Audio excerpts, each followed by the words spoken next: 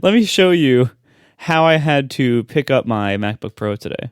Here, I'm going to put this Why would you wait until we're live to do something with a visual aid?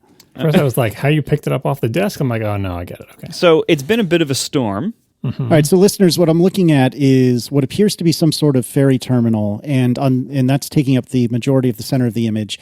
There's a lot of water in places that it doesn't really appear that there should be water, including to the left-hand side of the image, there's a different building with steps leading down from what appear to be storefronts or something like that, and some or all of the steps, well, not all of the steps, but either the steps are landing in water, which clearly is not intended, or the last couple of steps are underwater. So I'm going to go with this is not by design. There was a large storm coming through the Northeast, and whenever there's a very large storm, our little beach town here, the downtown area floods like this.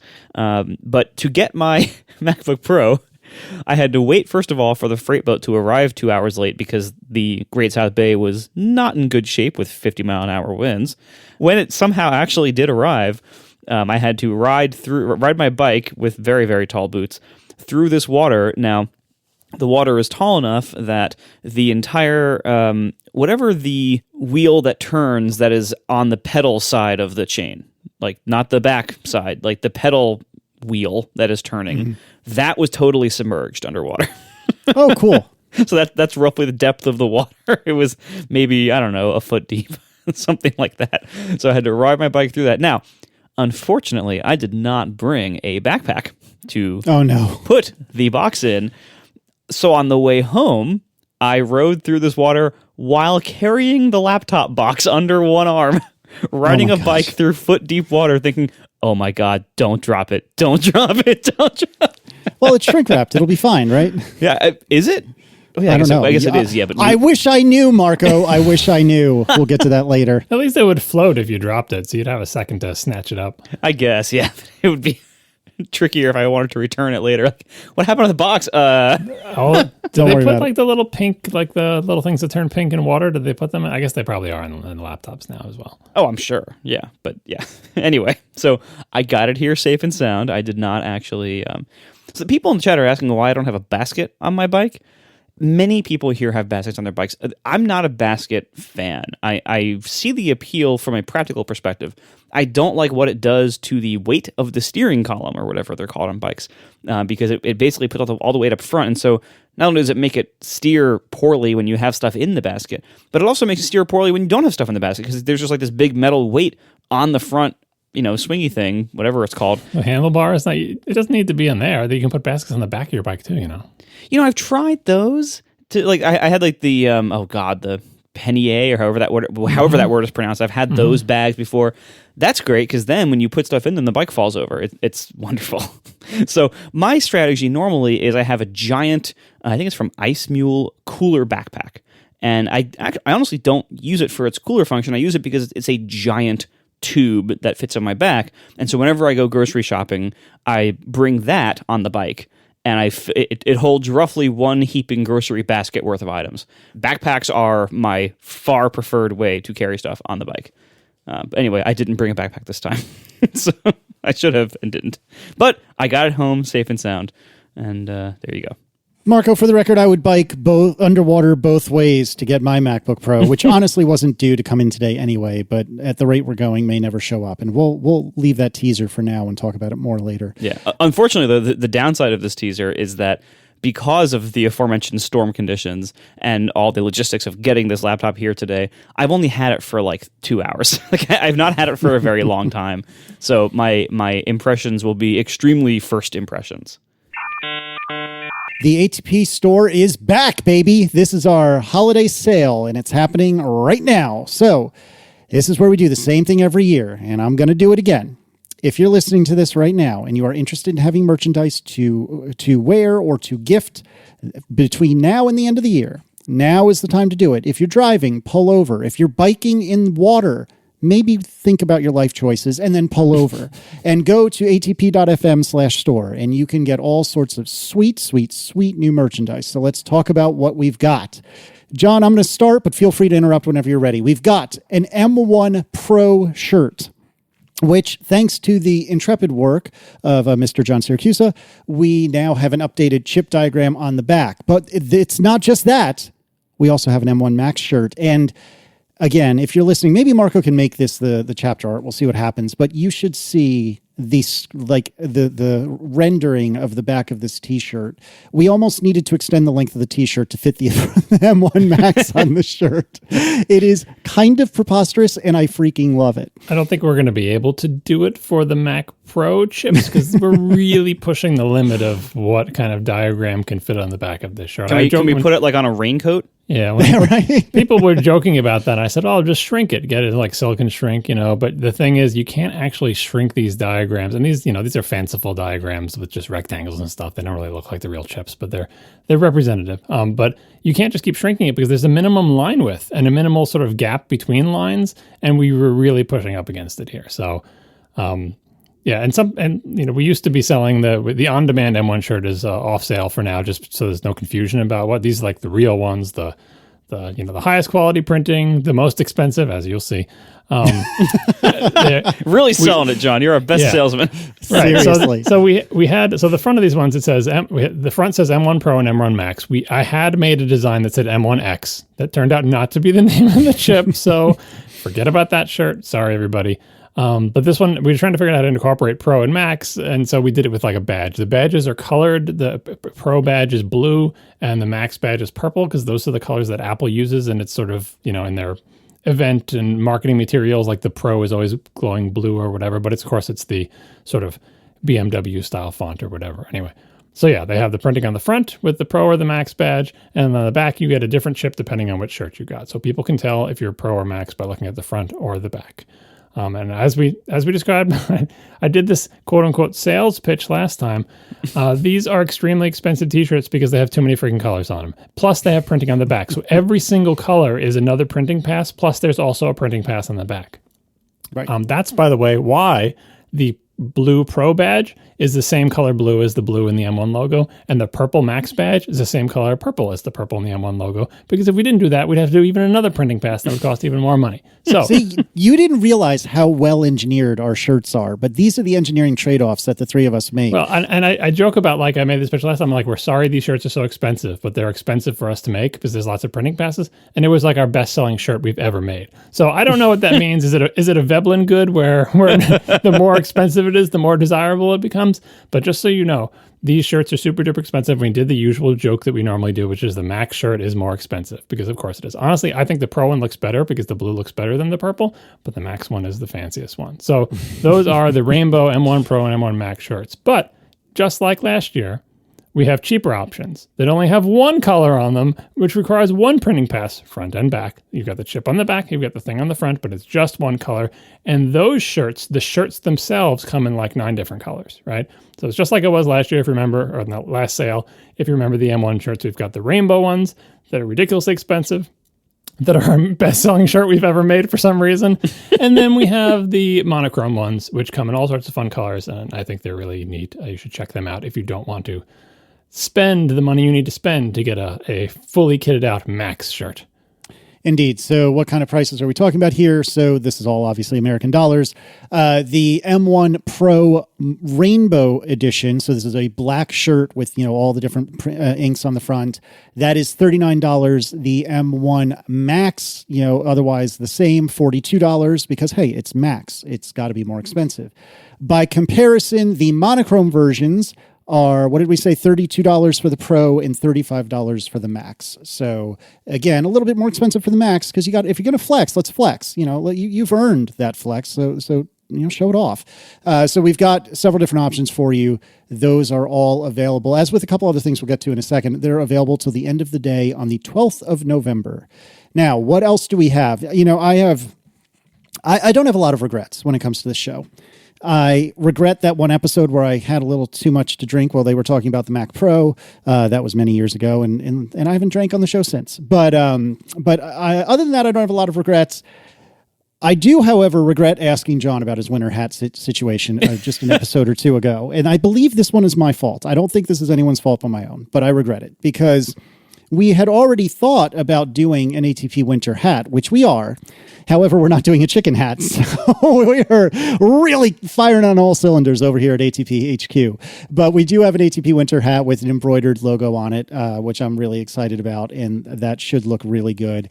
I have no idea how much that is, actually. How much did we say that was going to be? That is $32 as well. Again, it's not cheap for us to make because it's embroidered. Similarly, an ATP hoodie. This is the same situation as before, an embroidered ATP hoodie. I freaking live in this thing for like half the year. That is $49. And then finally, the classic ATP logo shirt. This is black only on the material, but then the rainbow front. Similar in spirit to the M1. This is where the M1 shirt came from. That is also available, as it almost always will be, I suspect, and that is $32 since there's nothing on the back or anything like that. So quite the spread for you to choose between. And again, this is where I say every time somebody says to me, oh, I forgot, I should have pulled over, I should have listened to you, Casey, and I didn't. And now, can you please open the store? Please, please, please, please. No, we can't. This is your warning. This is your chance. Until the end of the day on the 12th of November. We will remind you twice more. The end of the day on the 12th of November. ATP time, that is. So please check it out. Also, I don't have the details in front of me because I completely forgot to add it to the show notes. However, Cotton Bureau, who is our vendor and t-shirt maker and all that, they've made some changes for international people. I know a lot of you have unfortunately gotten kind of burned by like value-added tax or whatever crazy taxes that they do overseas. And I'm told that both for the UK and Europe, all the taxes and fees should, in most circumstances, be calculated and billed right up front. So you're not going to have a $30 or $40 t-shirt and then like 10 or 20 bucks in fees or or whatever your local currency is in fees once it hits your shores. So no promises. I'm still a little fuzzy on what this means because I'm a dumb American, but hopefully you should see that be a lot better this time. And if not, then please reach out to us or to Cotton Bureau and they'll square you away.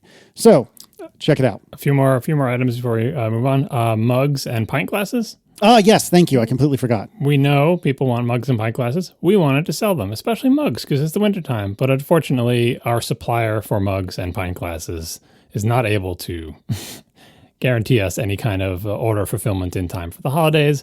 So no mugs and pint glasses. We know people want to replace them. We know some people have broken them. We will put them on sale again as soon as we can get them in stock. We also looked at like alternate mugs from different makers and we didn't find any that we really liked. But mugs and pint glasses will be back someday. We're sorry we don't have them for the holidays, but we do have a bunch of other new stuff. Yep. I would even consider doing a run of just mugs and glasses if and when the time comes that we can. But yes, I would not plan on that being available for the holidays, which is not what we intended. It's not what Cotton Bureau intended. It's just in these unprecedented times. Mm-hmm. Sometimes things don't show up when you want. Not that I know anything about that. And one more thing to remind everybody.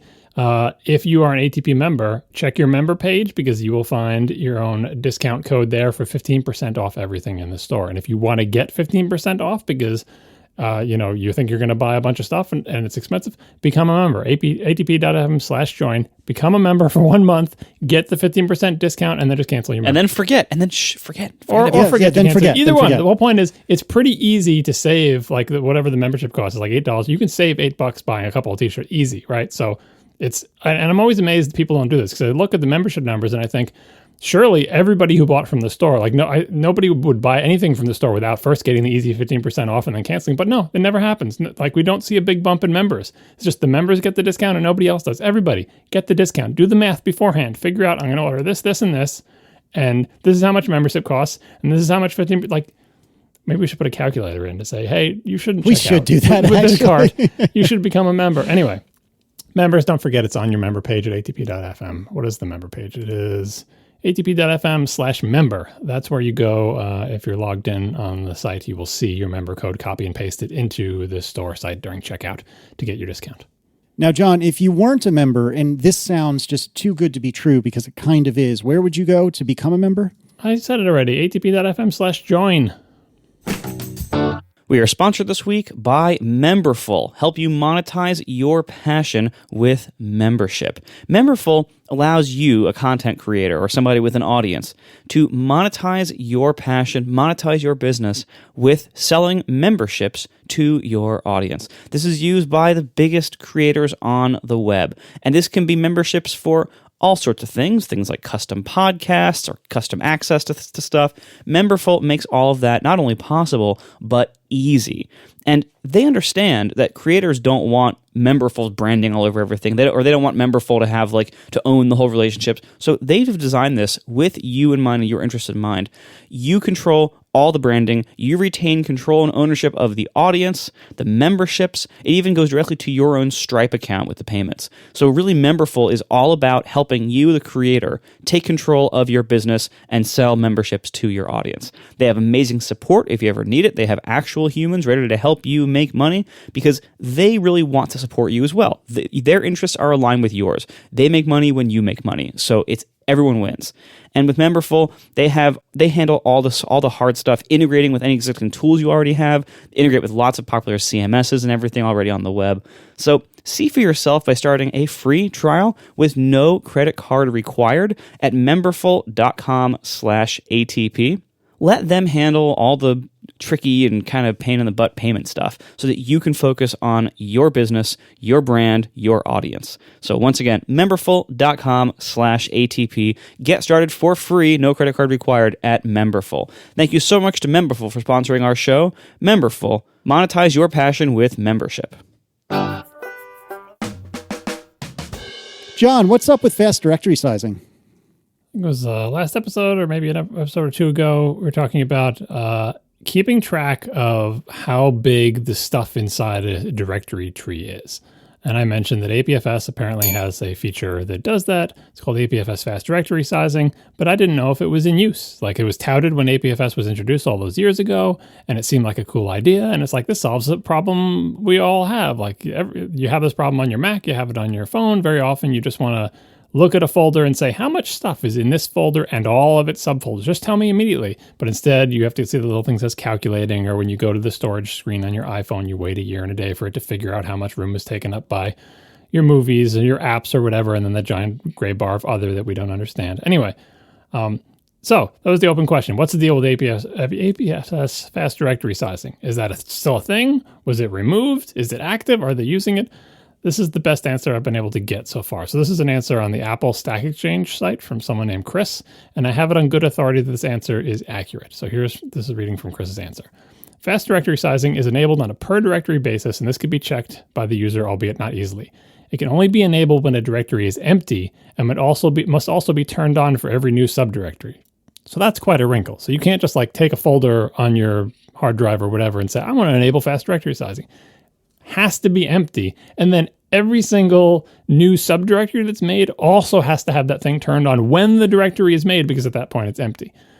So this is the type of thing that would be very difficult to do manually unless you were very careful. It would really have to be done by the operating system for it to be consistent. We'll put a link to the APFS reference PDF from Apple's website so you can read more of it. Here's a relevant quote from that PDF. You cannot enable fast directory sizing on directories containing files or other directories. You must instead first create a new directory, enable fast directory sizing on it, and then move the contents of the existing directory into the new directory. So I suppose a utility or something can do that if it wanted to, but I don't know of any that does. To do this, you have to enable this flag. It's called inode maintain dir stats, all caps _, and that tells it to track everything that's underneath it. And this is again from Chris. Though still unclear to me if macOS is turning this flag on automatically or appropriately or not, but some initial experimentation makes me think it isn't being used. I agree, Chris, because it doesn't seem like anything about directory sizing is fast on macOS or on iOS. And from an anonymous source that would know about this, I have this quote, inode stat maintenance is expensive and opt-in. So what I said before about keeping track of the size of the stuff on your directory is expensive because you have a lot of contention to keep updating that one count. Every time anything gets created or destroyed underneath that directory, whatever did that thing wants to update this number, and you sort of they all have to get into a big line and fight with each other. I want to update the number. No, I do. No, I can really slow things down. Yeah, it's expensive. Apparently there's no magic. That's why it's not enabled by default. I still feel like I might want to pay that price, especially for sub trees of my hard drive that I check the size on, but apparently macOS is not doing it for me. That's a lot of work for something that isn't used, but yeah, stuff happens. All right, so there's an AnandTech. I think I have that right. Oh God, I really got to learn that pronunciation. There's a article over there about the performance of the M1 Pro and Max. I read through this, and I don't know if I just wasn't in the right frame of mind, but my eyes kind of glazed over. So I'm going to have to ask you, John, to step in as the chief summarizer in chief and tell me what's going on here. We get a backdoor Ask ATP because Dom asked this question, and I was going to put an Ask ATP, but it's very relevant to this article. Dom asked, do you think non-Pro users will notice the extra memory bandwidth in the M1 Max, or do you need to run Pro workloads to feel the benefit over the M1 Pro? And we talked about that on the past shows. The M1 Max has, double, lots of stuff, has double the GPU cores, has double the video encoder decoders. It also has double the memory bandwidth. But as I said on that show, do you know what workloads you do that stress the memory bandwidth? And that's a question that people will be asking. Will I notice that? Is a memory bandwidth a thing I would feel at all? Or how do I know whether I should bother, going up to the max if I'm not sure that any of those GPU cores? So this AnandTech article tries to answer that question. So here are some choice quotes from it. All right. Using the CPU alone, meaning the power cores and the efficiency cores together, doesn't seem to be able to use more than 243 gigabytes per second of RAM bandwidth in the M1 Max. So recall that the M1 Max has up to 400 gigabytes of memory bandwidth. And it seems like just using the CPU, not the GPU or anything else on the system on a chip, you can only use a little bit more than half of that. While 243 gigabytes per second is massive and overshadows any other design in the industry, it's still quite far from the 409 gigabytes per second the chip is capable of. More importantly, for the M1 Max, it's only slightly higher than the 204 gigabytes per second limit of the M1 Pro. So from a CPU-only workload perspective, it just doesn't appear to make sense to get the Max if one is focused just on CPU bandwidth. I don't know if this helps people make a decision, but you might know, okay, do you see your CPU cores maxed out? If that's the case, the Max is not going to, even though it has theoretically double the memory bandwidth, it's not going to help you if you're just using the CPU. So the article says, I imagine that workloads that stress the CPU, GPU, and media engines all at the same time would be able to take advantage of the full system memory bandwidth and allow the M1 Max to stretch its legs and differentiate itself from the M1 Pro and other systems. So right away, if you're not planning on using almost all of the chip at the same time, the memory bandwidth advantage of the M1 Max is probably not important to you. So the article goes on to compare the M1 Max and Pro with the ostensible competition in the marketplace. It says the workloads that put the most memory pressure and stress DRAM the most all have multiple factors of performance advantage compared to the best Intel and AMD have to offer. So there's that qualifier of saying, if you find a workload, synthetic or real, that uses a lot of memory bandwidth, the M1 Pro / Max, I wish we had a name for the pair of them. The better M1s sample over the competition. This is quoting from the article. The performance differences here are just insane and really showcase how far ahead Apple's memory subsystem is in its ability to allow the CPUs to scale to such a degree in memory-bound workloads. We noted how the M1 Max CPUs are not fully able to take advantage of the DRAM bandwidth of the chip. We can't help but ask ourselves how much better the CPUs would score if the cluster and fabric would allow them to fully utilize the memory. So this is another unknown. Why can't just the CPUs use the bandwidth themselves? What are the limitations of what they call the on-chip fabric that sort of weaves all these pieces together? Because if you look at the chip diagram, you'll see there's 4 independent memory interfaces as the ears on the Max, and you can see kind of what they're plumbed into.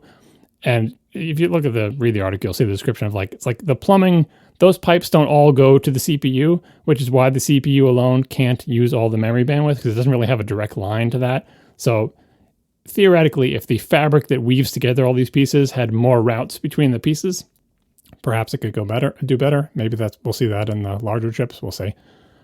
So let's talk about the Spec FP suite, which is the Spec floating point benchmark. In the Spec FP suite, the M1 Max is in its own category of silicon with no comparison in the market. It completely demolishes any laptop contender, showcasing 2.2 times the performance of the second best laptop chip. The M1 Max even manages to outperform the 16-core 5950X, a chip whose package power is 142 watts, with the rest of the system quite above that. It's absolutely absurd comparison and a situation we haven't seen the likes of. So, in particular aspects where these chips are strong, memory bandwidth in particular, but also floating point stuff and benchmarks that use that memory bandwidth, these chips are absolutely amazing. And the article goes on to describe But how could that be? Why, what is it is there something magic in these chips? It's more about what Apple has decided to focus on when making its designs.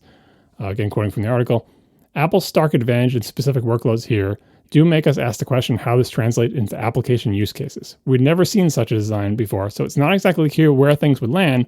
And I think Apple has been rather clear that their focus with these designs is catering to content creation crowd, the power users who use large productivity applications, be it video editing, audio mastering, or code compiling.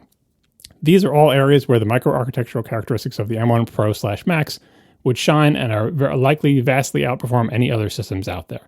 So Apple has made these chips with specific strengths, and it's hard to know where those strengths, what those would do for you, but it's pretty clear that they're focused on the types of things that Apple thinks its customers will do with its chips. Did I put the thing about gaming in here? Maybe I didn't. All right, so this is a good time to mention that they benchmark a bunch of games too. You will be shocked to learn that is not where these chips do well. That, yeah, you can play games on a Mac, and yeah, you saw that diagram where it's like, wow, it's as fast as the NVIDIA 3080 laptop chip. Like, that's all true. But first of all, there's not a lot of games that are even native to ARM, so they're running all these games in Rosetta. And second of all, they're not even very good ports. Like, they're Mac ports of older games that don't run very well on the Mac. So it's very clear that Apple was not concentrating on making sure that PC games from 5 years ago are able to take advantage of all this computing power. Because they're not. It's there, and a really good sort of M1 native, well-done port or implementation of a game could absolutely take advantage of all this stuff. But it's not what Apple concentrated on, mostly because there just aren't a lot of good games for the Mac, which is a shame, but it's true. So here's an example scenario from the folks who make Affinity Photo. Affinity makes a bunch of apps. In fact, I make all the designs for the shirts. I make in Affinity, what are they called? Affinity Designer? Affinity Designer. It's like an Illustrator type thing. So there's a bunch of Affinity apps. I think they're really great.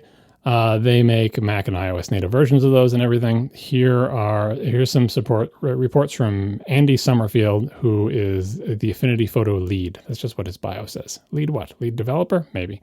Anyway, first he had a Twitter thread before the new laptops came out, describing how Affinity Photo was originally created to deal with GPU stuff. And he said, in Affinity Photo, an ideal GPU would do 3 different things well: high compute performance, fast on-chip bandwidth, and fast transfer on and off the GPU. Back in 2009, when we made this plan, no GPU did all 3 things well, but we thought that eventually the industry would get there, so we took a risk and designed the entire architecture based on that assumption. Then he says, things didn't go entirely to plan. Basically, they designed this in 2009, and for years and years, there was no chip that did all of these things well. Maybe there'd be 1 or 2 of them, but in particular, fast transfer on and off the GPU, that's usually a bottleneck, right? Because you could have fast on-chip, VRAM between your GPU, but then you have to ship everything from main memory to the GPU, and then it grinds in and sends it back. And they designed the entire architecture expecting to be able to do that back and forth very quickly. So fast forward to today, where Andy is testing the M1 Max with Affinity Photo. This is from a tweet. The M1 Max is the fastest GPU we have ever measured in Affinity Photo benchmark. It outperforms the AMD W6900X, a $6,000 300-watt desktop part, because it has immense compute performance, immense on-chip bandwidth, and immediate data transfer on and off the GPU. He says the GPU isn't the only big win here. The Vector multi-CPU score in the M1 Max is the highest we have ever measured for Affinity Designer users, as is the combined single GPU score for Affinity Publisher. So in the right circumstances, in an application that is designed to take advantage of the things that this system on a chip does well, in an actual application that people use, like Affinity Photo, not an artificial benchmark, but an actual shipping application, Affinity Photo, it's faster than the W6900X. Again, a $6,000 GPU. So Apple definitely had certain applications in its sights, and if your applications play to the strengths of these chips, they can do amazing things with very little power. But finally, as Paul Stamachu says, the only benchmark that really matters is extracting Xcode from its zip file. Now, if you're a developer, you know what this is, and you know that when I said zip, I pronounced it with an X instead of a Z. But if you're not a developer, you might not know that one of the ways you can get Xcode is by downloading a file from Apple called Xcode, version number .xip. .xip is some compression format. I don't know if it's Apple proprietary or if it's just a I think it's just a renamed zip that also has code signing, I think. Or signing, content signing. Yeah, well, whatever it is. It's a compressed file, right? And when developers get a new version of Xcode, often they're in a hurry to decompress it and install it because they have to do a build to submit to the store. So you download this .xip file, this zip file, and then you decompress it. And it's one of the most common times a Mac or iOS software developer feels their machine is slow because it takes forever. Mm-hmm. One big tip, by the way, turn off Dropbox if you use their official client for the reasons we talked about 2 episodes ago with the FS Events thing. Or if you use Mistral, you won't have that problem either. Yeah. So why does it take so long? Well, part of it is probably just CPU grinding and decompressing because it's a multi-gigabyte thing and it's decompressing. But the other part of it is that it decompresses into like thousands and thousands and thousands and thousands of tiny files, right? And doing anything with the file system, making lots of files, takes a lot of time. That's why you don't want Dropbox watching every file system event as it goes by, because it's just going to put drag on your system, right? And you may be wondering, like, well, how does the M1 Max help with that? How do the new M1 Max, including the one with the M1 Max, help with that? So obviously CPU helps with the decompression part, maybe. Memory bandwidth, maybe. But also, as we mentioned last time, the SSDs are faster in these things. So here is the benchmark we care about. If previously you had the fastest, best Mac laptop you could buy, 2019, the 8-core, was the 8-core the best you could get? Yeah, it was 8-core i9, 16-inch MacBook Pro. And you were unzipping Xcode 13.1, it would take 9 minutes and 34 seconds. If you have one of the fancy new M1 Max 16 inches, it's less than half that time, 4 minutes and 43 seconds. So there you have it. Or is that less than half? Yeah. In the benchmark, the only benchmark that matters, you will unzip Xcode twice as fast. Wow. That's amazing. I'm excited. Although I don't know that I think about that. How does it do it twice as fast? The disks aren't twice as fast. The new SSDs did get a lot faster in read performance. I don't know if they're that much faster in write, but I think it's probably one of those things where you're just shuffling a ton of data around, and so it probably stresses the bandwidth of the entire system. Like memory bandwidth, cache lines, I/O speed obviously is going to be a big one. Like there's going to be like just stuff moving back and forth all over the place within the system. So I would imagine like making everything kind of faster and higher bandwidth and increasing the caches everywhere and increasing the I/O speed, all of those things probably play into it. Maybe there's some kind of like, since it's like a signed version, maybe verifying the signature. There's some dedicated thing with that. Anyway, it's faster. These are fast machines. They are very fast indeed. All right. Tell me about Jonathan Dietz and the Pro Display XDR and 120 hertz refresh rates. Our resident graphics expert who writes us in about all sorts of graphic stuff wrote a very long email doing some math that I asked for last show about whether or not it would be possible to drive a Pro Display XDR at 120 hertz given the current interfaces that connect monitors to Macs. So the first thing I did with Jonathan's permission is I put up the text of his email on a URL. You can find a link in the show notes if you want to look through all the math, because he did all the math like longhand and showed his work, right? And so if you want to know the gory details and where all this is coming from and learn a little bit about, I don't even know what these things are called, the 444, 442, the whole like color component thing, chroma, subsampling and all that. I know about it from the TV space, but I don't actually know how you describe those things. Do you guys know what I'm talking about with the 444 and the 422 and stuff? I didn't know anything about it until I read this. I know only the parts that I had to know to like transcode pirated videos.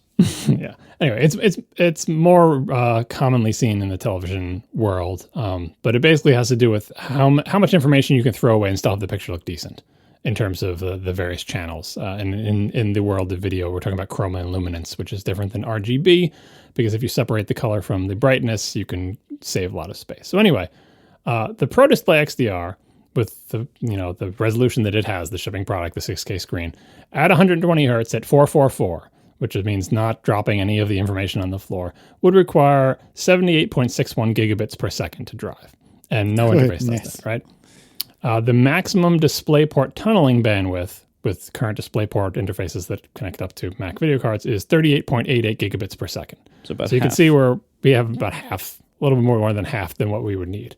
But the whole point of display stream compression and chroma subsampling is to try to compress things down, and they can actually compress things down to about half of what the size that they would normally be. So it seems like if you're willing to give up quality, which I probably don't think you are, for at least for chroma subsampling on a screen, you could, in theory, squeeze it down a single wire. With 2 wires, you could definitely drive it, but 2 wires, I don't think there's no way of support for 2 wires to go into the back of the ProDisplay XDR, so they'd have to make a different interface for it or whatever. So I would encourage you, if you care about this, to look at the document to see the math. But the bottom line is that it seems unlikely that you would even want to drive the existing ProDisplay XDR or something like it, 120 hertz over a single cable given current interfaces, because you would have to lose a lot of quality, which doesn't matter so much when you're watching a TV. I think there's a link somewhere in his email that shows like what is chroma subsampling. It's basically throwing away data, which is fine if you're looking at a picture of a beach, but not so fine if you're looking at your menu bar, because some of what it might have thrown away is the pixel data that defines the shape of the letters. Like if you're looking at small text on a screen, you really want to be able to see all the individual pixels. And if you throw away even just supposedly imperceptible data at very small feature sizes, you will notice that because you're sitting way close to your computer screen. So I feel bad that Jonathan wrote all this information, and I really just wanted the bottom line question is like, is it technically possible in any feasible way? And it seems like maybe, but probably not something that you would want. And I really don't think Apple's going to ship a monitor with 2 wires coming out of the back of it. I mean, they kind of did that, I think, on the inside of the original 5K iMac, but you never saw that. Yeah, well, also keep in mind, like, even if you had the 2-cable solution, that would take the entire bandwidth of, I believe, 2 Thunderbolt buses. And most Apple computers have between 2 and I think at most 4 Thunderbolt buses on like the Mac Pro maybe. But like the new MacBook Pros that were just released have 3. That's why there's 3 Thunderbolt ports. And that's, assuming those all have that full bandwidth, but you'd also be consuming it. So that would basically reduce your capability of having any kind of peripherals using bandwidth to basically 1 port. Or in the case of the MacBook Air or the 13-inch MacBook Pro, none. So it's not a great solution in the era of today's Thunderbolt and DisplayPort standards.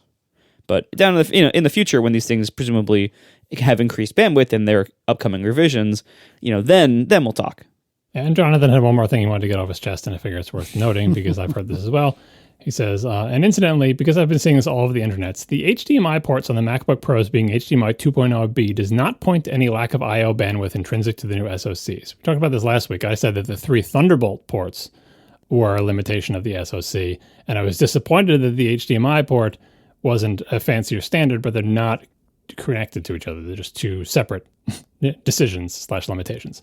Jonathan says, the HDMI port is almost certainly implemented using a DisplayPort 1.4a to HDMI 2.0b protocol converter because Apple chips only support DisplayPort output. While there are various chips that support DisplayPort to HDMI 2.1 conversion, Apple's decision was most likely based on the availability, reliability, pricing, or some other combination thereof, right? So yeah, it is disappointing that it doesn't support better HDMI standards, but these machines were designed a while ago, and maybe they just didn't have the parts available to do the conversion. But what they would be converting for is DisplayPort coming off the chips, and they're converting that with some other set of chips to an HDMI standard. And they went with 2.0B, which is not great. Maybe we should have a topic on this for future shows. Now that we've got these great laptops, what are sort of like obvious spec bump things they can do to improve them in the future? I'm sure we'll touch on some of that when Marco talks about his experiences in a bit. We are sponsored this week by Caséta by Lutron, smart lighting control, brought to you by Lutron, pioneers in smart home technology. A lot of people think that you need smart bulbs to get smart lighting, but there is a smarter and honestly far more reliable way that I've seen myself because I use it in my own house. It's Caséta. Caséta's smart dimmers and switches replace the switch in your wall, making all of the lights that switch controls act smart. And, there's lots of reasons to have smart lights. You can save money. You can have, places in your home where a switch controls more than one bulb. Ceiling lights, chandeliers, bathroom vanities, and more. You can save money by replacing the switches instead, or of replacing all of those bulbs with a whole bunch of little smart bulbs. And smart switches are always smart. Smart bulbs are only smart when the switch on the wall is on. So if somebody, like, a visitor or kids, flips it off, not understanding that, I have smart bulbs up there, then you can't control the bulb anymore until somebody goes and turns that switch back on. Caséta switches, on the other hand, are always smart. Even if the switch is off, you can just control it the same normal way. And you can control it with an app, voice assistant, HomeKit integration. It is the best. You can control all of that with Caséta. So you don't have to worry like having only apps or only switches. It's just everything. You control it however you want. I personally use Lutron Caséta switches and various outlets and stuff in my house because it is really reliable. And it's the only system I've found that is rock solid reliable. It's fantastic. So see for yourself, go get smart lighting the smart way with Caséta by Lutron Smart Switches. Learn more about Caséta at lutron.com/ATP. That's lutron.com/ATP. Thank you so much to Caséta for reliably switching all of my stuff and for sponsoring our show. Tell me about memory pressure, because Sean Woods wrote in about this. Sean writes, I was listening to the latest ATP and I heard John's skeptical take on the 16 gigs of RAM in the MacBook that Marco ordered. This sent me into a total tailspin as I had ordered the exact same config earlier this week and wanted to know if I had chosen poorly. That's a reference, John. I discovered that Apple recommends checking your Mac's memory pressure as a way to gauge whether you need more RAM for your Mac. Would you recommend using memory pressure as a way of gauging likely RAM needs? So how do you get here? If you open up Activity Monitor and then at the top you choose memory, at the bottom there'll be a running like graph of what your memory pressure on your machine is. And that's how you look at it. According to an Apple support document, yellow memory pressure means your computer might eventually need more RAM. Red memory pressure means your computer needs more RAM. And one of you is kind enough to put in here, I assume, John, Me. the number of Macs. Oh, it was Marco. Okay. The number of Macs currently for sale with upgradable RAM. 2, the 27-inch iMac and the Mac Pro. Yeah, I thought it was funny that they have this support document that says your computer might eventually need more RAM. And it's like, well, that means throw away the computer then. I mean, they're just saying it needs more RAM. They didn't say it can get more RAM. It right, just needs it, but it can't get it. Yeah. Yeah, I thought this was interesting. I had never actually watched this before, and I'm sure John will tell me why it doesn't matter in a second. But I thought this was interesting, and so I started watching my memory pressure graph on my Mac Mini that I've been using as my desktop, the 16 gig M1 Mac Mini, and sure enough, it is basically always yellow, meaning my computer might eventually need more RAM. So it was worth knowing, like that. Okay, that my quest for higher memory machines to eventually replace this desktop is not in vain, that I actually would benefit from that. So we'll get to some of my ideas later and how I might get there, but that is definitely a need. And I recommend if you think you might need a certain amount of RAM, run this, run Activity Monitor in the corner for a while and glance over at the graph every so often and see, like, is it yellow or red? If it's always green, you probably don't need more RAM. A lot of people were asking about memory stuff, and I think the reason, Marco just touched on probably the main reason we all recommend in general getting more RAM is because it increases the life of the machine, because you can't upgrade it later. It's not like in the old days where, if you ever need more RAM, you can install it. And we suggest this because even if you look at your memory usage, which by the way is a good idea, like actually measure, don't just assume, right? That just tells you what you're doing today and how that affects your memory pressure. You don't know if you're going to keep that laptop for 5 years, or if you're going to keep your computer for 10 years like me. You don't know what your RAM usage will be like years from now. You just know what it's like today. So, and because you can't upgrade it, and you can't even you can't upgrade the SSDs either, but you can add external storage, but the RAM, there's nothing you can do about it at all. So if you want to lengthen the useful lifetime of the machine, get more memory, because you can never change it again. And that will allow the Mac to be viable for a longer period of time, based on the assumption that RAM usage tends to go up over time, not stay level or go down. The history of computing has more or less shown that, kind of like induced demand on roads. You add more RAM, software developers use it, you open more Chrome tabs, whatever. 4 years from now, you'll probably be using more RAM than you are today, even if only by a little bit. But yeah, definitely do measure. And in terms of this memory pressure graph being accurate, it's so difficult to measure this in a useful way. Especially even with your gut, you're like, why don't I just tell if my computer feels slow? There's just so many reasons your computer can feel slow. This is kind of a problem for everybody who uses technology. People know when it's not satisfying them. I don't like how this is working. It's making me wait. Something is wrong with it. But beyond that, it's too much to ask of individuals to be able to diagnose exactly what is causing their computer to feel slow or be annoying or whatever. And so graphs like this are better than nothing. But just because you see it in the yellow, my question would be like, yeah, but does your computer ever feel slow? Because if it's yellow, but your computer never feels slow, maybe that tells you, you're on the edge of something that bad could happen. Or if your RAM usage is going to double in the next 5 years, then maybe you want to get more RAM. But this is kind of like just a rule of thumb. Like for a laptop or for a computer in general, if you want it to last longer, on machines where you can't upgrade the RAM ever, get more RAM than you think you need, and that'll be an insurance policy for the future. Yeah, I agree with that wholeheartedly. So I wanted to do some quick follow-up on pants that have the dedicated side leg iPhone pocket, which is not to prevent the problem that Merlin thought it was preventing. It really is to prevent the problem of it just like swinging on the forward part of my leg. Anyway, so I talked about this in the past. I mentioned how a lot of people had recommended pants by a brand that I think is pronounced Kühl. It's Kuhl, and the U has the 2 dots over. Is that the umlaut? Or is that something else? Yes, it's an umlaut, I believe, or umlaut. I'm sorry, Germany. So. But chapters are great. Yeah, chapters are great. I actually did order a pair of these, and I tried them out and everything, and they're fine, but the problem with these pants, besides that they don't look very attractive, literally every single option that people have sent in of pants or shorts that have like a side leg phone pocket, they're all, I would say, utilitarian. Tactical, you might call them. Mm-hmm. Many of them are specifically tactical, yes, or it's like workout gear, like it's like workout shorts. Like that's, I don't like to wear tactical or athletic wear as my everyday pants. I'm a boring jeans person. I like jeans, regular looking, decent jeans, stretchy ideally. So I have not been tempted by the looks of pretty much anything anybody has sent in with such pockets. However, the Kühl pants are no exception. But anyway, so looks wise, not really what I'm going for. But I decided let me try one pair and just see like the utility of it. Maybe I'll find use for it. But the issue I have with it is that, and maybe this is just the ones that I got, but the side pocket for the phone is actually so low down the leg that not only is it kind of awkward to actually reach the phone in and out of the pocket, but also as you walk, it basically just slams into your leg over and over again. Look, I think I just traded one problem for another one. Anyway, so this category of pants that have special phone pockets so it rests on the side of your leg instead of the front of your leg, so far this seems to be an unsolved problem.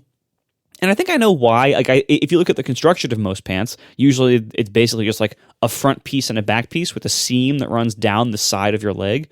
And I think it's probably difficult from a construction perspective to make a pocket that rests on that seam on the inside as opposed to like on the front side, really. So I understand why it is this way.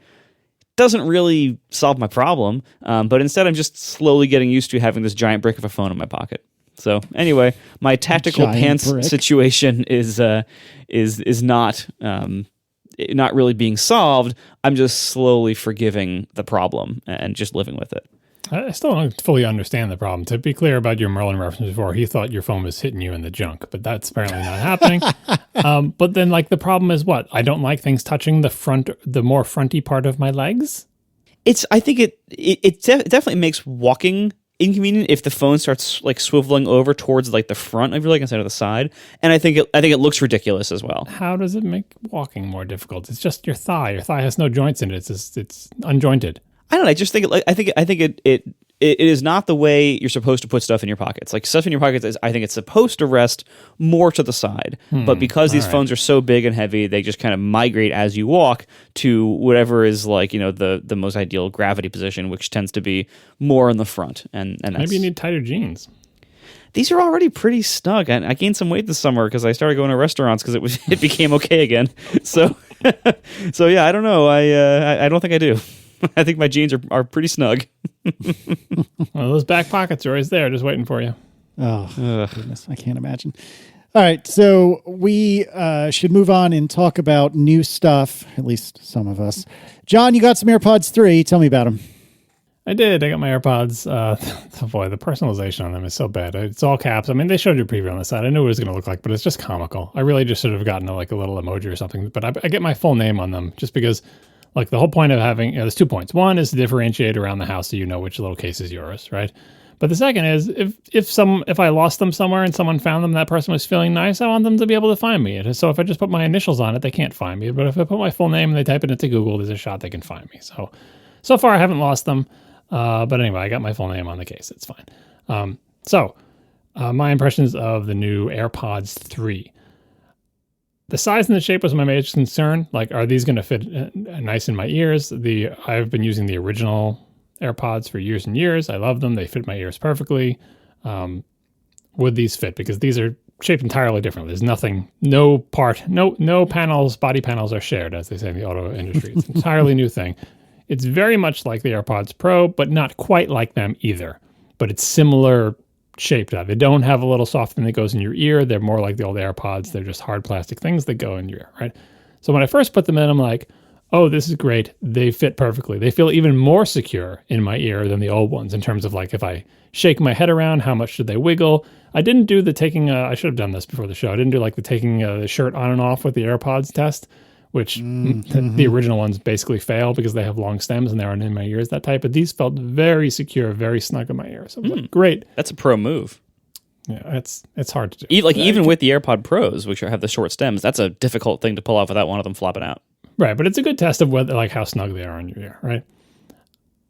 That said, I've been wearing them since I got them for a few days or whatever. And I've seen this exact complaint from a bunch of other people who presumably are like me, who are using the original ones and now have the AirPods 3. They press up against more parts of your ear. Like they have a larger volume. Like they're just bigger. There's a bigger thing inside your ear. Ignoring the stems, I'm just talking about the pod part, right? That part is bigger and it presses against more parts of your ear than the old one. And I think like the old ones kind of like just hung in my ear. That's why they were a little bit loosey. Like there was more air around them. These ones have contact points on like the top, the side. Like they have more contact points, which is why they're more secure. But it feels like there's something in my ear sort of pressing outward. And it's not painful or annoying, but maybe I'm hypersensitive to it now. But when I take them out, I can feel where they were touching my ears a little bit, whereas I don't remember that sensation before. Or maybe I'm just noticing that now they're touching a top part instead of hanging down from my ears. They also press up against the top part. So far, not a deal breaker. It's only been a few days, but it made me consider a couple times, should I order a backup pair of the regular ones just in case? But I figure I have plenty of time. If they're still selling the old ones, they're going to sell them for at least probably 6 months or a year, so I have time to think about it. But anyway, that's the size and the shape. Very secure fitting in my particular ear. Maybe feel a little bit big, and I'm concerned that over like the long haul, I will find it annoying. The longest I've ever worn them is like cleaning up the kitchen time, or like going for a walk time. So I haven't even worn them for like an hour at a stretch yet, right? Or actually, maybe I think I watched something on the iPad, but it was at least an hour. But jury's still out, but so far so good. Second thing, squeezing the little stubby things instead of tapping. Not a fan. I knew I wouldn't be. I wanted to give it a chance. Interesting. Like, here's the problem. In the scenarios where I want to quickly, first of all, I have double tap or whatever, tapping the AirPods set to stop the playback. That's what I use it for, right? And it's always when someone in my house comes over and wants to say something to me and I can't hear them because I'm listening to music or a podcast. I got to go tap, tap, what? Like you want to be able to do it quickly, right? The first problem is obviously a habit. They come up to me, they tap me on the shoulder, they say something, I tap my ear, nothing happens. That's just a habit, but I've done it like 19 times now. I just tap my ear and it's like, oh, nothing happens. Sometimes I tap it twice until I remember, oh yeah, tapping does nothing on these anymore, which is annoying. They're so huge. Put an accelerometer in there. Anyway.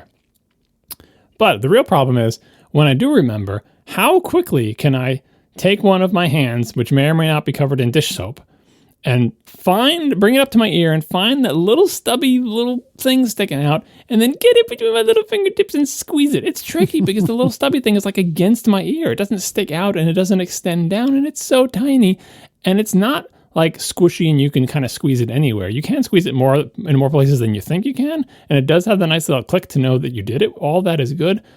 But squeezing it I find very difficult and fidgety, whereas tapping I could do literally with an oven mitt on. I could do it outside of a winter hat. People have talked about wearing helmets and being able to just smack the side of the helmet and it would trigger the accelerometers. That's all out the window when you got to find that little tiny thing and squeeze it. So I'm a little bit sad about that. But again, only been a few days. I'm willing to give it a try. And the main reason I'm willing to give it a try is these sound so much better than the original AirPods. So it's not even interesting. funny. Not that I didn't listen to music. I just mostly listened to podcasts and stuff on them, but you can tell that the sound quality is, I mean, the volume is louder, the bass is better, the reproduction is better. Like, they're just better sounding, as they should be. Like, the original AirPods are like 4 or 5 years old now. Like, and these are just bigger. They're just plain bigger. They probably have bigger drivers in there, and and then also I think the battery life is probably going to end up being better. I have no idea because I haven't come close to sort of draining the battery on these. But yeah, they're better headphones, so that's why I'm going to stick it out. And the case, I don't like the case. The case is bigger. I prefer the old case. But I tested the MagSafeness of the case, and there are definitely more magnetic sort of alignment points than there were before. And I did some testing with like old versus new on my little Apple MagSafe puck thing. And it's like the old case had maybe 2 ill-defined magnet points that would stick. Or, I don't know if they're magnet points. They're probably just metal things, right? Because the ring around the MagSafe puck is magnetic. So it felt like it had only 2, and that didn't really give it kind of a firm placement. It was just kind of like wobbly just on those 2 things. The new one has like 4 clear points. You put it on the MagSafe puck, and it has 4 clear points. It still isn't kind of like spring into place, but when you get it into place, it is more secure. So Apple did actually change some aspect of the design to be better with the MagSafe puck. Almost too good, because now if you just like, I don't have Marco's like suction stuff sticking my puck to my nightstand. So if you're not careful and you go to lift the AirPods case off of the puck, it'll take the puck with it. That's how strong the magnets are if you don't like sort of get your fingers underneath it. So overall, I give a tentative thumbs up. Good sound quality. So far, no deal breakers, but I kind of miss tapping. And it's just a question of whether the ergonomics will be adequate for me, or I won't be able to leave them because I'll get too used to the good sound quality. We are sponsored this week by Earnest. If you want to pay off your student loans faster, Earnest can help you. Federal student loan payments are on hold, but with rates this low, now is a good time to refinance. And Earnest was voted best student loan refinancing overall by NerdWallet. They have some of the lowest rates, flexible payments, and an in-house team ready to help. So with Earnest, you could change your interest rate, get a lower monthly payment, and you never pay fees, not even late fees. And if you have any questions, you can even talk to a real live human at Earnest for help. By refinancing, you can reduce your loan term, save money, or combine multiple loans into a simple monthly payment. And when you pay less interest, you can put that money towards your other goals. With Earnest, it only takes 2 minutes to see what your new rate could be, and there's no credit impact. Right now, Earnest is offering our listeners a $100 cash bonus. Refinance your student debt at earnest.com/ATP. Not available in all states. Once again, you get a $100 cash bonus when you visit earnest.com/ATP to refinance your student loan. Visit earnest.com/ATP for more details. Not available in all states. Terms and conditions apply.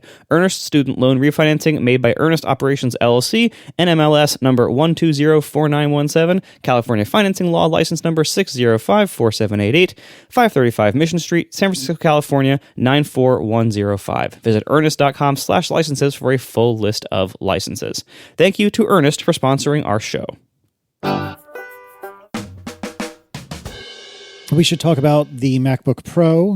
Marco made mention that his was dragged underwater for a mile in order to get to his house this afternoon. Not quite. Mine, so I have the first worldiest of first world problems. My MacBook Pro has been sitting somewhere in Shenzhen for like 3 days now, I think, or something like that. It was originally due next week sometime. I forget exactly when it was, actually. But it shipped a couple of days ago as we record this on Wednesday night. And UPS was like, hey, it's on its way. It'll be here Monday. And Apple said, well, maybe Wednesday, as in a week from when we're recording right now.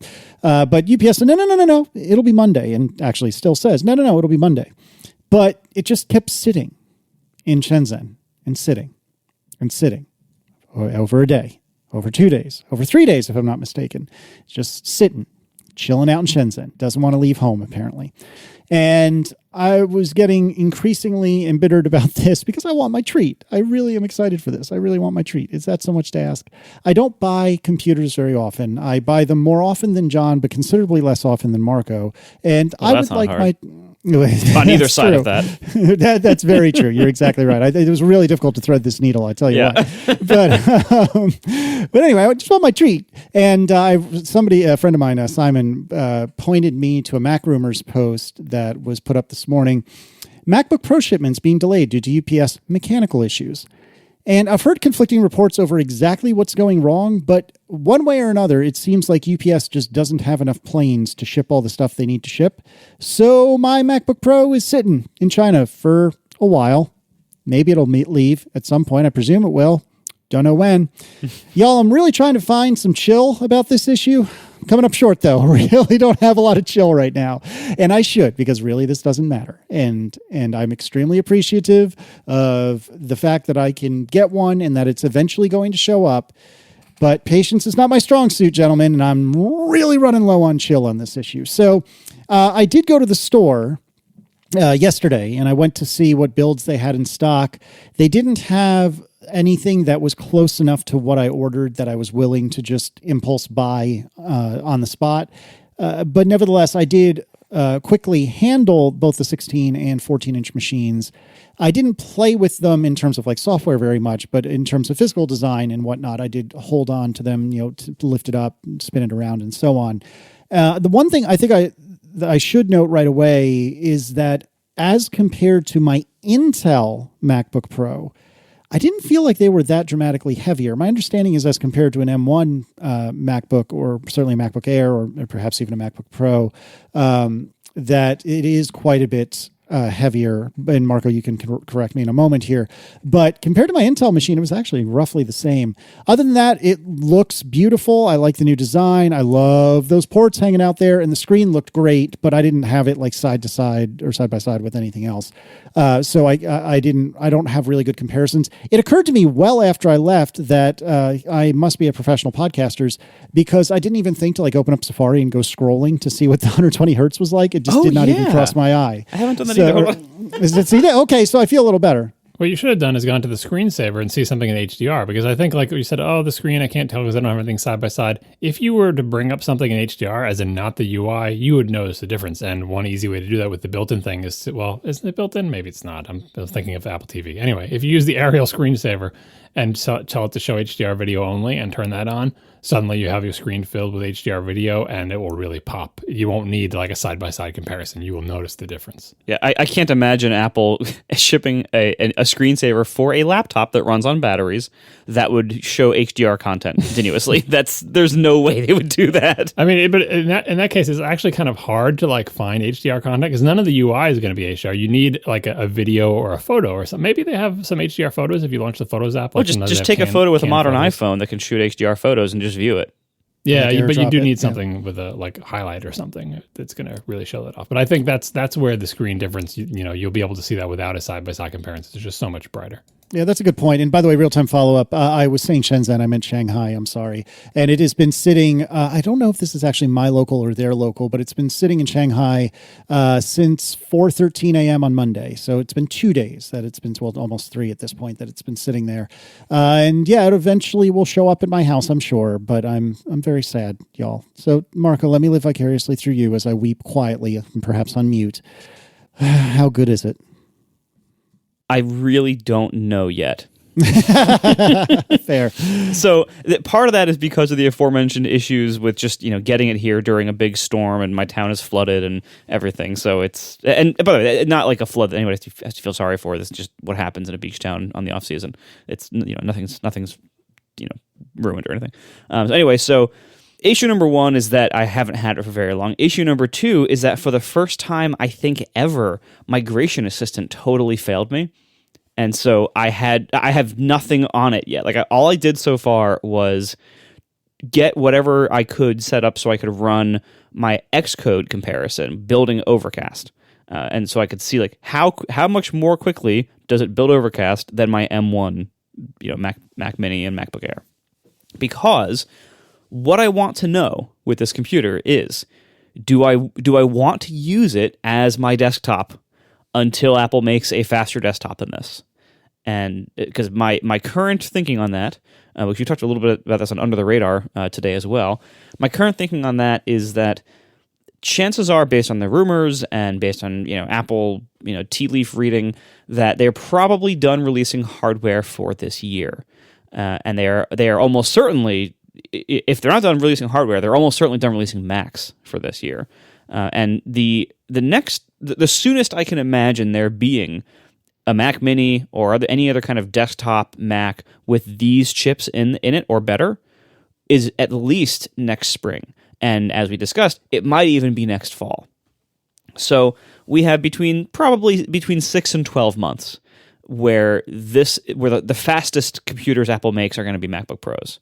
That's the most likely outcome here. And so I decided, well, I want to see how fast is this, because after last show, we were talking in the after show, and Casey and John convinced me maybe I should have ordered higher specs, and maybe I should be using this, possibly as a desktop, in clamshell mode or whatever else. And I had a good experience doing that with my M1 MacBook Air last fall when I first got it before I got the Mac Mini. And so I know that works really well on the M1s. And so I'm like, all right, well, fine. So I placed a just-in-case order, because it was a while out, for a more decked-out 14-inch, 64 gigs of RAM, 4 terabyte storage, the 32-core, top-end CPU. Because I'm like, well, just in case I end up getting this and wanting something faster, then at least I'm ahead of the order queue a little bit. And that's not going to ship until the end of November, allegedly. So I have a month, roughly, before it's even going to get here. If yours shows up before mine, your second one shows up before mine, I'm going to come up and steal it. So put it under lock and key if it does show up. I'm telling you now. Bring some tall boots. Before Marco gets to the end of his story, which may or may not have a happy ending, I just want to warn people that if you ever think of trying to do this, you say, oh, it says it's going to arrive at the end of November, so I don't have to worry about it. You do have to worry about it, because kind of like progress bars in our past discussion, Apple doesn't know the future. And even though when you order it, it says this is the date range your thing may be coming, sometimes, in fact, fairly often, that date is not the date your thing comes. It could come days or even weeks earlier than you expected. And they think that's a good thing. And if you are relying on the fact that I have a week, I have a month to decide whether I have to cancel this order, you may just wake up one day with your computer that you thought you still had another 2 weeks to cancel sitting on your doorstep. So be careful. Yeah, but I only have 2 weeks to return this one. And I know that I have most likely 4 or so weeks before I get the higher spec one if I don't cancel that order yet. So I kind of have to make a decision, like, what do I do here? I do love a lot about this computer. I definitely do not want the 16-inch for myself. I love the 14-inch size. It is great. And I think if I were using the laptop, as my main computer, I would get the 16-inch, no question, because I would want the extra screen space. But because I'm using it either to most likely drive a display in clamshell mode, in which case its size doesn't matter at all, or when I'm going to take it somewhere, then I'm going to want it to be mid-sized, not maximum sized, then the 14-inch, I think, remains the size for me.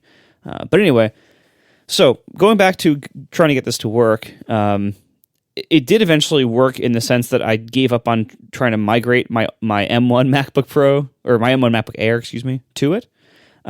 I don't know if you have seen the target disk mode equivalent for M1s. It's actually different. You have to boot into the recovery mode, and then there's basically a little share disk app that you run that you type in all the passwords and it makes the disk available.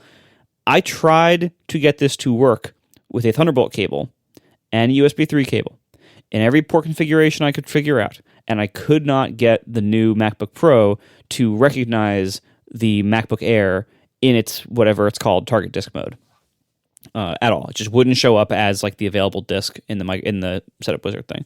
So then I tried, okay, I'll boot with MacBook Air in regular mode, and I'll launch Migration Assistant and try to get that to work.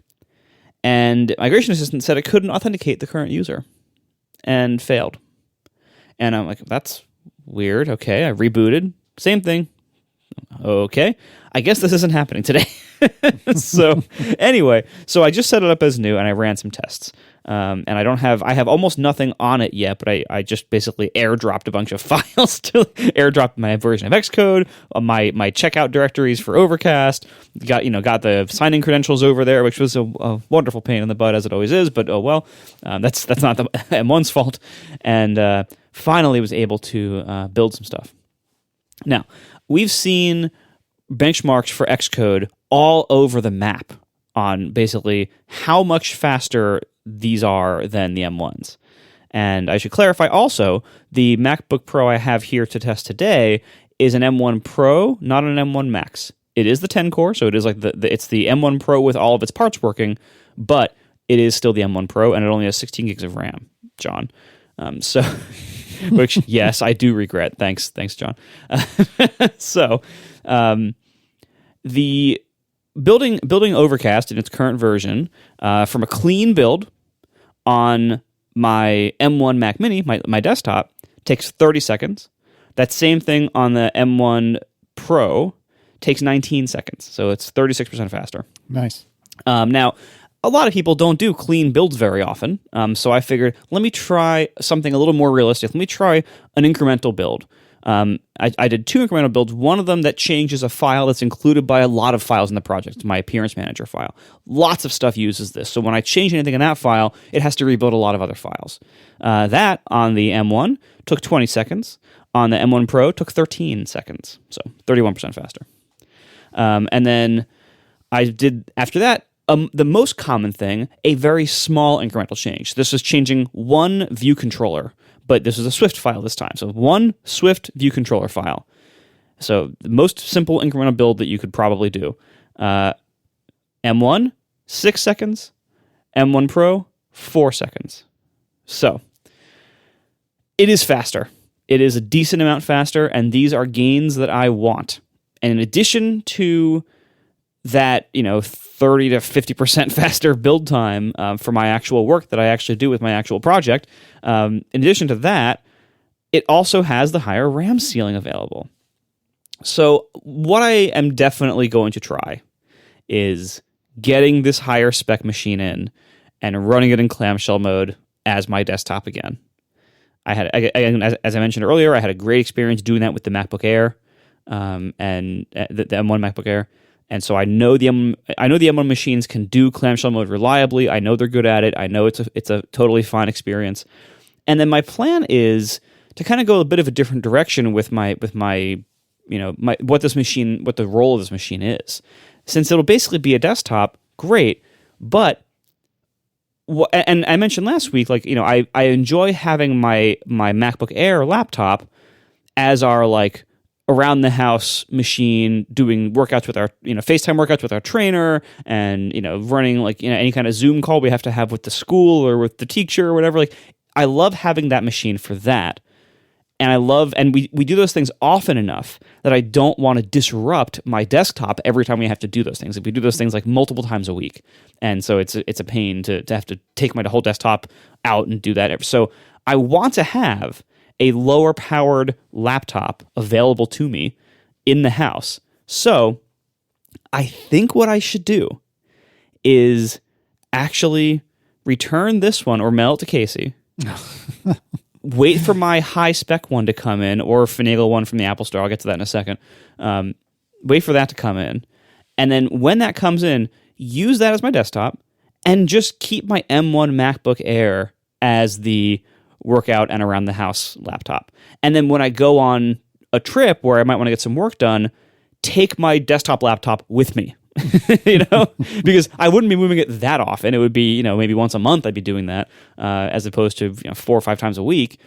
And I think that will be a really good solution until I can get a Pro desktop, in which case maybe I won't even want it anymore, because maybe the laptops will be close enough and so good, and maybe I'll love this lifestyle where I can just pick up my desktop laptop and bring it with me on trips, but otherwise it basically behaves like a desktop. So I think I'm going to try that approach. I think it is the more reasonable one than having 2 of these MacBook Pros. The downside is I might be without this MacBook Pro for 2 to 3 weeks while I wait for the new one.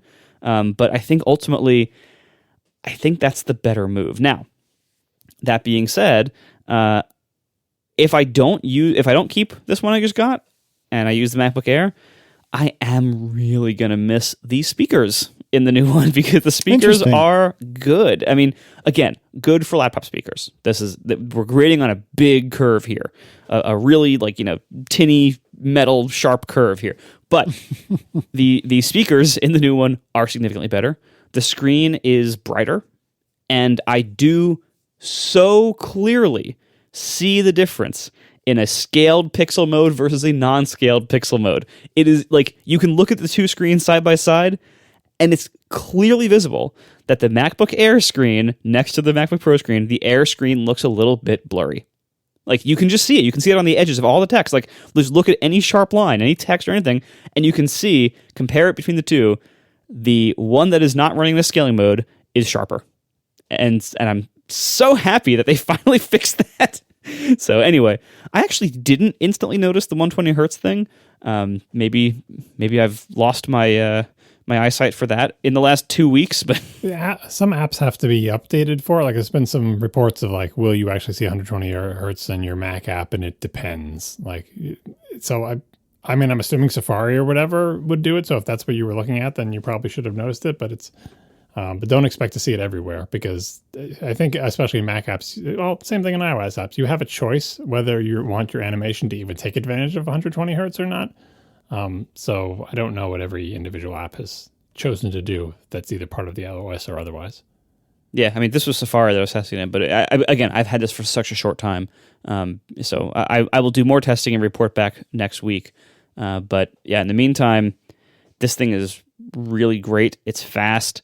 And I'm looking forward to having more RAM when I get the big one in. That being said, so to get the big one in, I have two options.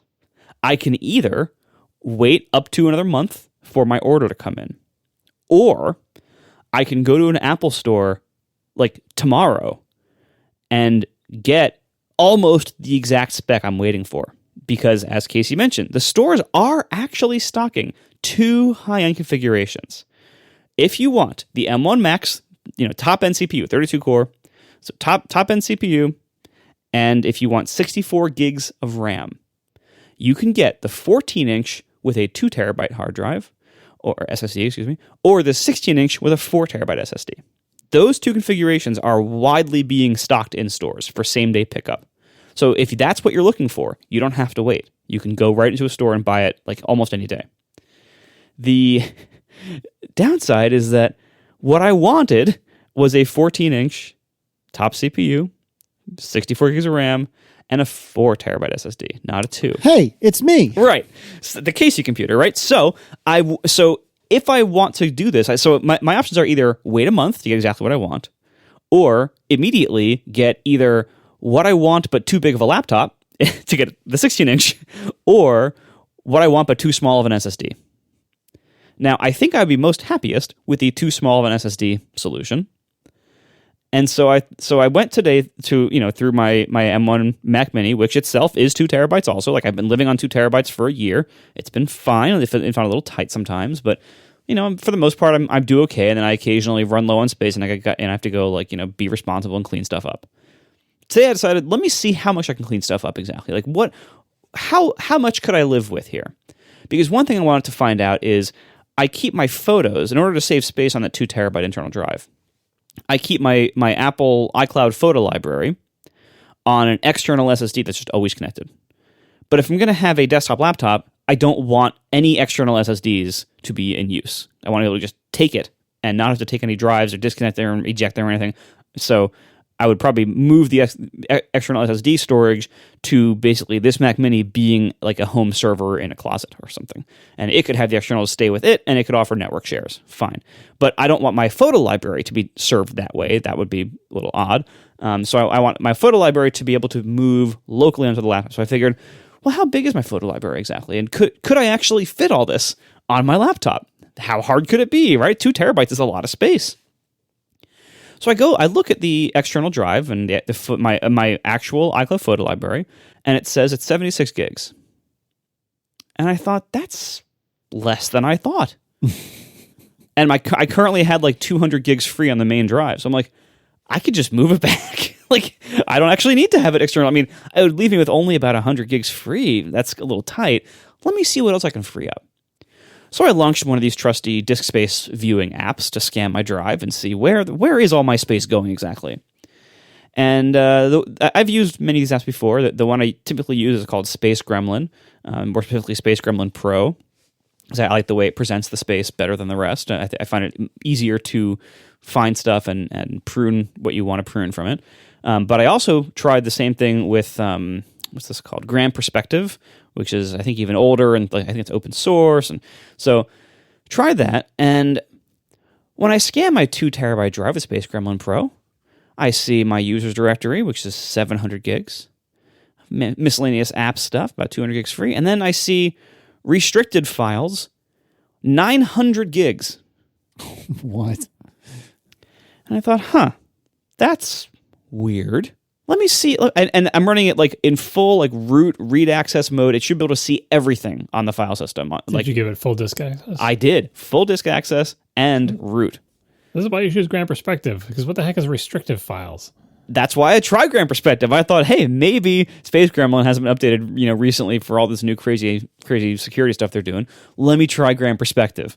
So Grand Perspective has a giant gray block that is about that size, and it says miscellaneous used space. Cool. This is like the gray other bar that I was just joking about in the iOS storage manager. So I decided, why don't I look at the actual built-in storage manager of the OS? Wait. Before you go to that, I would say one of the reasons I use Grand Perspective is if you see any block that you don't understand, you can right-click on it and just have it show you where that thing is in the Finder. Copy path. Slash. Cool.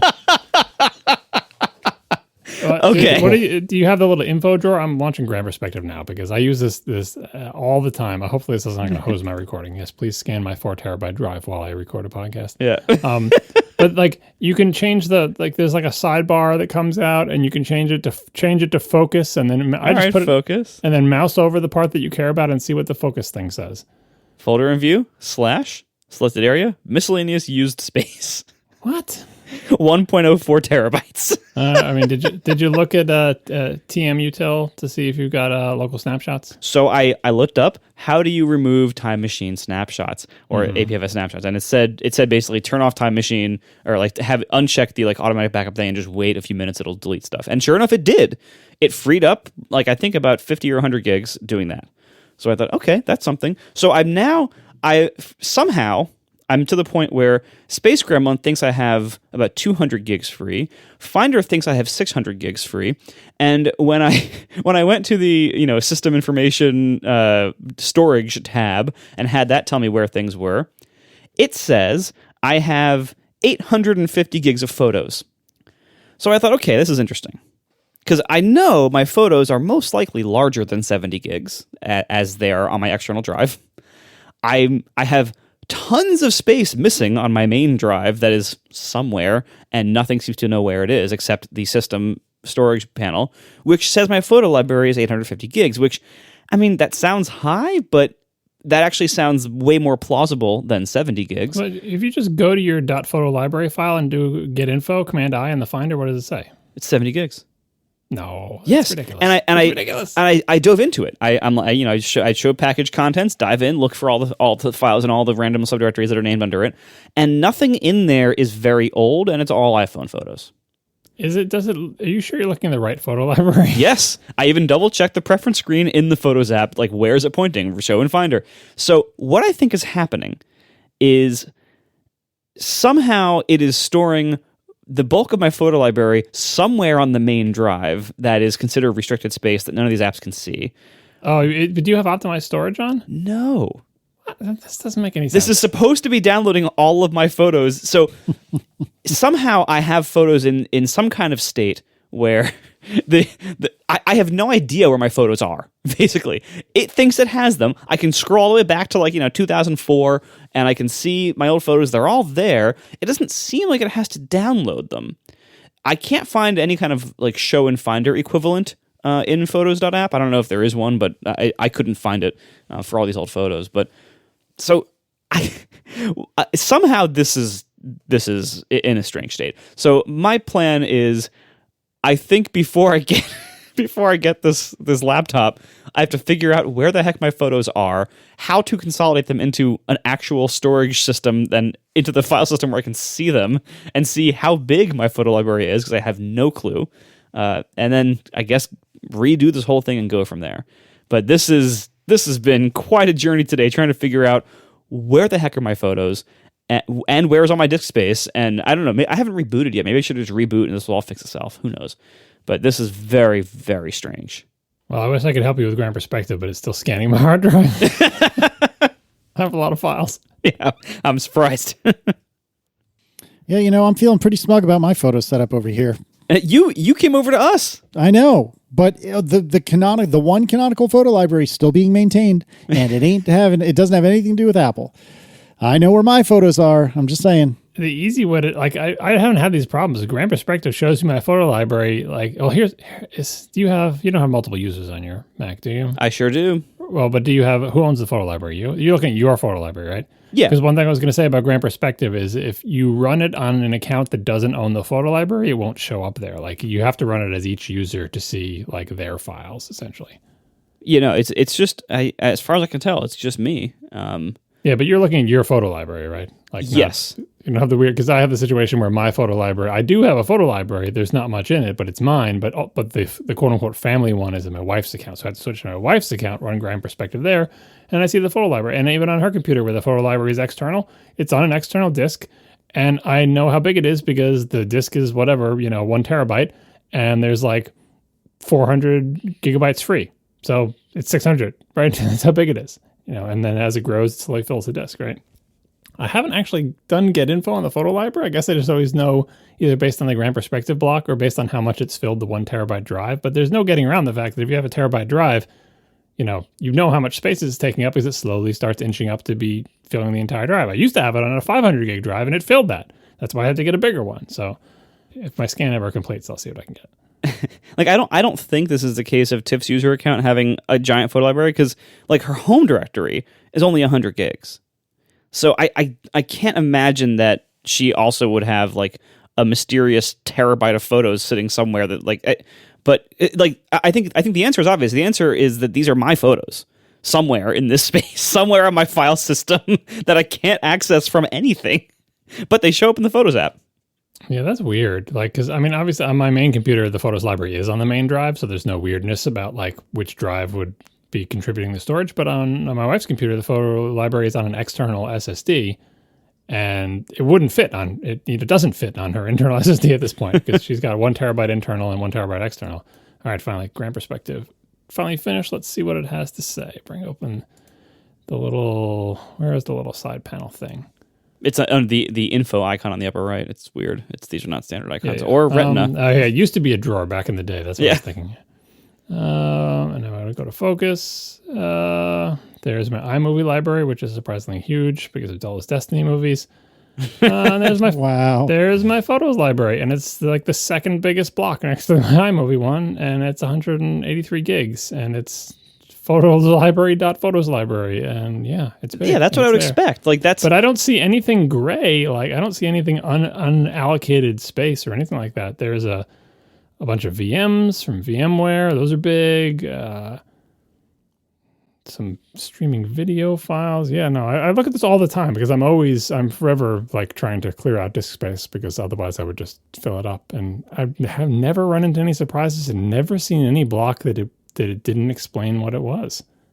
Yeah, so this is this is yet another reason why I haven't spent a lot of time with a new MacBook Pro yet, because as I started figuring out stuff on my desktop, I'm like, wait, what's going on? Where are these photos? And now I'm running all these disk utility apps trying to figure out what the heck is going on. You should look at TMUtil though, because there are easier ways to deal with snapshots than TMUtil. Just look at the man page. All right, And also, if you could, for my edification, take a screenshot of you in focus mode, mousing over your mystery block in Grand Perspective, and I want to see the info window and the screenshot. Just take a full screenshot and put it in the Slack or something. We can move on after this. I thought that you would enjoy the frustrating aspect of this. Although I have to say, on my local hard drive, again, this is excluding the quote unquote real photo library. Just in my account, one of the largest growing blocks is this tiny little village of little tiny squares, and every single one of those little squares is a recorded podcast, and it just keeps getting bigger because I never delete them. Oh, you got to do. That's one of the things I did today was delete all of my old audio hijack recordings that are for already completed podcasts, and when I record podcasts, I keep all the source files of like all the tracks and everything. I keep all those, but I show those up to the archive drive once I'm done with them. Like I compress them. I just have a basic shell script that compresses all the waves to FLAC and compresses the Logic project slightly in like a zip thing, and then just shoves it off into the archive drive. So I don't have a computer full of podcasts. Like, it's what you'd expect, from a developer who has a lot of fish. So it's like, there's, like my biggest folders are like library developer, and then, music, iTunes Media, music, fish, which is 163 gigs of fish. But otherwise, my word. Hey, it's all I listen to. Well, most of the time. So anyway, hopefully I will have some answers for this at some point soon. I hope to figure out where my mysterious terabyte of storage has gone, and also where my photos are stored. Hopefully it's the same answer. So I have some questions about your laptop while you take these screenshots. I know you've only had it for a short period of time, but how did you feel about the sort of the physical reality of the thing in terms of handling it, carrying it, picking it up, putting it down, like the hinge, all the different pieces? How does it feel? It feels dense and great. So I would say, compared to the MacBook Air, the M1 MacBook Air that I have sitting right next to it, it is clearly heavier and more substantial. That is not necessarily in a bad way. It's a beefier computer. It is not as bigger, or not as much bigger, or as much heavier as you would expect it to be compared to the MacBook Air. Like, the MacBook Air definitely looks like the slimmed down older version of it, but it's in the same size class. And so if you are comfortable carrying an Air or a 13-inch Pro, I think you'll be comfortable carrying the 14-inch Pro as well. It's fine in that regard. It looks at a quick glance just like the 13-inch Pro always had, or not always, but more recently has. So that being said, I am not at all tempted for the 16, because as I feel this and as I handle this, I think this is great. I don't want it to be bigger. So it is great for what I want. The reviews so far that have come out, and the very few like teardowns that have come out so far, it seems like you don't really get much else with the 16, with the exception of obviously the more screen space, the bigger battery, which are both things that I don't think I would need it for the context in which I'd be using it. And also then this high power mode, where it basically runs the fans at an audible level constantly, so you can do like all your 8K ProRes color grading and stuff, none of which I will ever do while I have this computer. So it seems like what the 16-inch offers is a lot of value for people whose needs are very different from mine. And for my needs, I think the 14 is great. So I'm going to, I think, stick with the 14-inch size. The only thing that, I guess the 16 might also be better on the speakers front. Through a wonderful fluke of shipping, I will actually have TIFF's new 16 tomorrow. Because in the opposite of what happened to Casey, TIFF's 16-inch went from the estimated shipping time of next week to delivered. Just today, it got delivered. So this is what I'm talking about, where like, if you try to do a speculative order and feel comfortable, like I don't have to worry about canceling that for another week. No, it might come tomorrow. Exactly. It never even entered like preparing to ship or shipped status. It went straight from ships November 4th to 9th or whatever to delivered. So sorry, Casey. Mm-hmm. So how does the lid feel? Like in the pictures, the screen lid looks thicker. Does it feel any thicker, or is it just kind of like blunt edges but otherwise pretty thin? It feels thicker than the MacBook Air, and I don't know if it actually is, or if it's just the curvature on the edge is not really there anymore.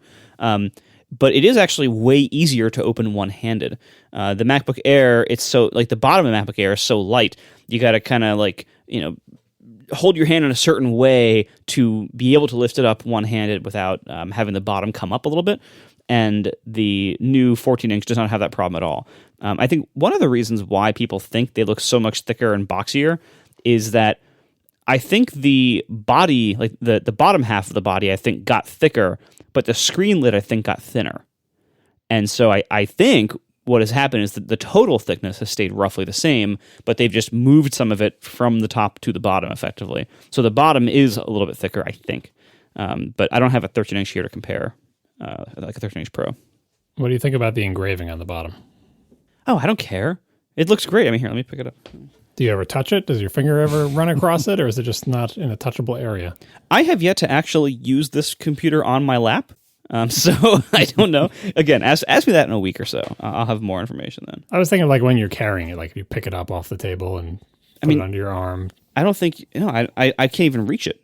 Like unless I'd have to be holding it in a really weird way to actually touch the middle logo, because like I'm holding it on the edge. And I think my final physical question thing, have you heard the fans yet? Not at all, no. I wish they had changed the feeling of the vents on your fingers on the side. They do feel a little sharp, just like the 2016 and forward models have always felt this way. Like when you pick it up, you feel those side vents, and they kind of dig into your fingers in a slightly unpleasant way. So I do wish they had changed that now that I'm handling it and stuff, but otherwise, that's a pretty minor issue. Yeah, I noted that when I saw a bunch of YouTube videos about them, like, oh, those side slots, because the people you handling on YouTube videos, like, oh, the slots are still there. Of course they have to be. The air has to come in from somewhere. I just, like, in Apple's product shots, they don't really ever show you a shot that emphasizes or highlights them. But if you see one in real life and someone rotates it around, you see these huge slots inside. It's a shame to hear that they're a little bit sharp, because it feels like, there's no reason, especially since they're so sort of subtle and not in your face. It's not like a design element to make the sharp edges, to just rounded them over more, because I don't know, why not? It's a little bit more comfortable that way. Yeah, I don't know. I mean, again, it isn't a big deal, and it's not any worse than the outgoing models were. Yeah. And so in terms of using the thing, what do you think of the notch in your brief time with it? I still only have the stock wallpaper that came configured on it because I couldn't migrate my stuff over, as we said. And stock wallpaper, that middle area is a very dark navy blue. It's almost black. And so with the wallpaper, I really don't see the notch. But as I was using the computer, I would occasionally, have light-colored content in the vicinity of it or whatever. And I really just didn't notice it at all. I honestly haven't noticed it once while using it. Like I just had to double check. It is definitely there. but I really don't notice it. So on the topic of the notch, The Verge had a story. It was highlighting a couple of tweets that I was originally going to put in the show notes, but now we'll just put the story in there. It was Quinn Nelson pointing out some strange behavior with the notch. The first is that, and I'm surprised more people have tried this, like, so if you, I don't know if this requires holding the mouse button down, because people don't do that anymore, but very old school Mac users will remember at a time when if you wanted to use a menu from the menu bar at the top of the screen on the Mac, the way you would do it is you bring your cursor up to like the word file, you would click the mouse button and hold it down, and then you would move down to the item you wanted, like save or something, and then you would release, and save would activate. And that was the only way to use a menu with the mouse on the Mac for many, many, many years.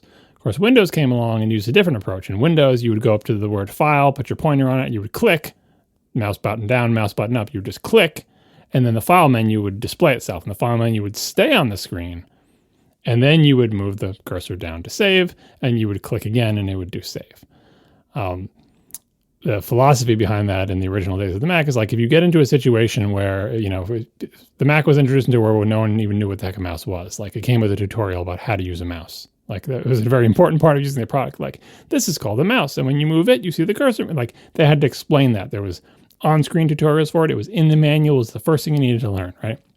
And so to throw a computer in front of people and have it behave the Windows way, where you would click the file menu and the menu would display, now you've got this menu displayed, but your cursor is free. So you might go off and try to do something else, but you're like, the file menu is stuck down. It's like a mode, but you'd go off and do something else, but the file menu would be there, and you'd click somewhere else, and that click would essentially, if you're lucky, deactivate the file menu, but maybe not go through to the thing that you clicked on, because that click was just the clicking outside the file menu thing, right?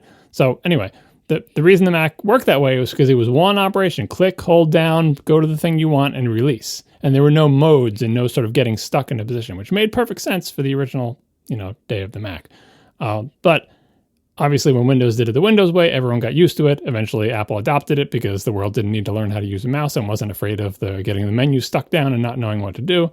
And so that's the way they did it. So this is a long-winded way to say, with the notch, if you have a series of menus that span the notch, like some of your menus are on the right side of the notch, but most of them are on the left, if you activate the menu on your Mac by holding down the mouse button or even just clicking, and the menu bar is active, and you just move your mouse to the right, like you go, file, edit, whatever, and you keep moving to the right, apparently the mouse cursor will teleport around the notch when you get to the last menu that is to the left of the notch and you go to the right, rather than the cursor hiding under the notch, which is what it would do if you were just mousing.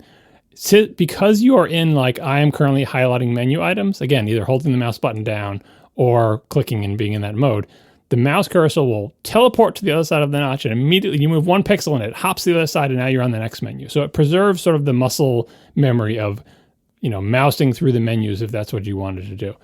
And that you'll see that in the video, which I think is a good behavior. Another thing you'll see in the video is that the menu bar icons, the menu extras, the little icons that appear on the right side of your menu bar, those things have no idea the notch exists, which is bad.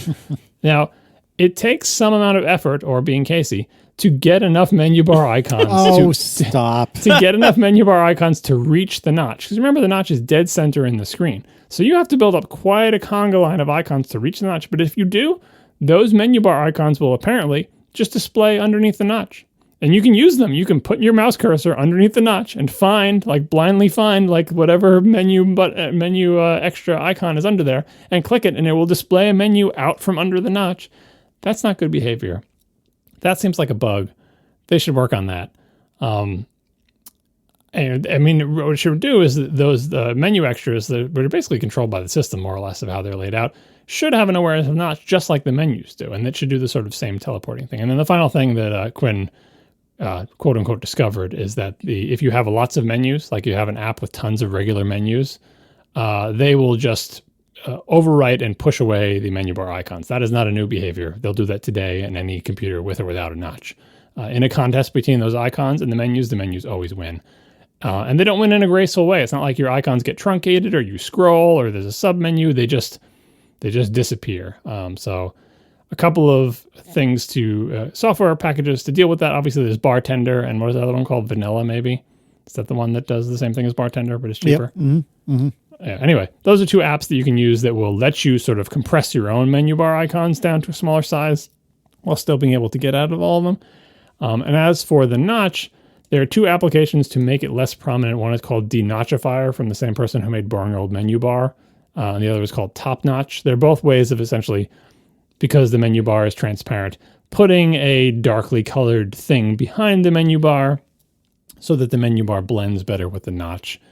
Obviously, you can just change to dark mode and do that, and you could use a dark desktop background. But both of these tools let you darken the menu bar or blend it with a notch without doing either one of those two things. So we'll have links to all these in the show notes. I would suggest, if listeners, if you get one of these machines, I would suggest, instead of rushing to install one of these notch hiding utilities the second you get the machine, try using it for a few days first. Because I think you'll probably find that, actually, you don't actually care. You don't actually notice it in practice. So just try it, try it the way it's designed first. Because again, I think these machine or these apps are jumping to solve a problem that people think they have. But I think once you get these machines, you'll quickly realize you don't actually have this problem. I have a lot more questions about the notch, in terms of how does it behave if you turn on auto menu bar hiding. I'm assuming the menu, that space is still preserved and the menu bar just slides down into it. The various, how it behaves with different apps that know about the notch versus ones that don't, and that compatibility check box and get info. And there's lots of nuances to the behavior. This is just one example of the menu icons not being notch savvy yet.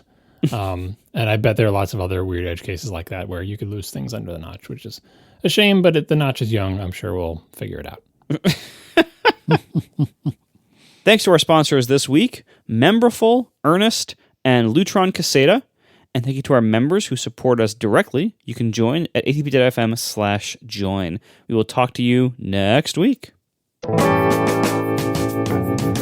Now the show is over. They didn't even mean to begin, 'cause it was accidental. Oh, it was accidental. John didn't do any research. Marco and Casey wouldn't let him, 'cause it was accidental. Oh, it was accidental. And you can find the show notes at atp.fm. And if you're into Twitter, you can follow them at CASEYLISS. So that's Casey Liss, MARCO. ARMENT, Marco Arment, SIRAC, USA, Syracuse. It's accidental. They didn't mean to. Accidental. Tech podcast so long. So I had to help Adam with his homework this past week. This is remarkable. His homework from gym class. This is slightly remarkable. Okay. Apparently, they have recently learned or have started to learn flag football, which for those of us who are non-Americans, it's basically American football, but without tackling, so that you can play it responsibly with children. And the idea is each kid basically has like one or two like little straps of fabric like hanging off their waistbands. And to do the function of, quote, of tackling them in regular American football, you just like pull one of these flags off of them. And it's like, okay, that's it. You're down or you're out or whatever. Anyway, the assignment that the gym teacher assigned was sometime in the next 2 weeks, you have to watch a football game and fill out this worksheet of questions about the football game that you've watched. Why are there so many beer and Viagra ads? So I am not a sports person, really. I know the rules of the games enough to watch them and know what's going on, but I don't care about the games, and I don't care about any of the teams or the players, and that's why I'm not into sports. I respect them as games, but I just don't care, and therefore don't watch them. So I don't have cable TV. And so at first I'm like, all right. At first I thought, I'm like, oh no, what if I just like go on YouTube and find video of an old game? So I'm like, does it have to be a current football game, or can it be any football game? And you should have found is this probably wouldn't qualify for the homework, but have you ever watched? Even Marco must know this. Do you know NFL Films? Am I getting the name right, Casey? Yes, I believe so. Old grainy film footage with this one guy's voice narrating over where he says, "And this was the greatest game you've ever seen." And they're great. They're amazing. They're basically the football equivalent of, oh God, what's his name? Chat room. Warren Miller. There we go. You didn't even need it. They're the football equivalent of Warren Miller ski films. They're not an actual game. It is someone doing a voiceover of a summary of a dramatic thing that happened. But even if you hate football, they are so amazing. NFL Films, I think, is what they're called. Check it out. Well, I didn't know about that. But anyway. You could have called either one of us. You could have called Uncle Casey, who has season tickets to a university football team's games. And you could have called me up, but you didn't. So what did you do instead? So first we were at we were at a restaurant one night, and I asked the bartender, I'm like, hey, when is football on? Because they have TVs there that normally when I'm in a restaurant, I do my best to ignore what's on the TVs. But they do occasionally show football games. And they even have a whole separate menu of junk food that you can order during football games. So I thought, all right, when are the games on? And they said Sundays at 1. Great, okay. So between that day and Sunday, I forgot what time she had said. And so Sunday comes around, I'm like, what time do we go again? And I thought, I've always heard that Siri is really good at sports stuff because Eddie Kühl likes sports. So great, all right. So I asked Siri, what time is the football game on? Oh my God, Marco. Oh my God.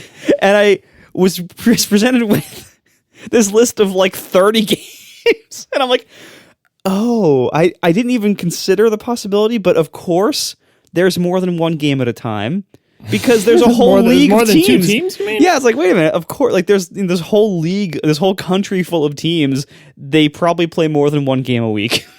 You realize we are talking about this during the World Series. The World Series, which is not football, that's a different is sport. Happening right now. Yeah, but my point is, this is how clueless all of us, but particularly Marco is.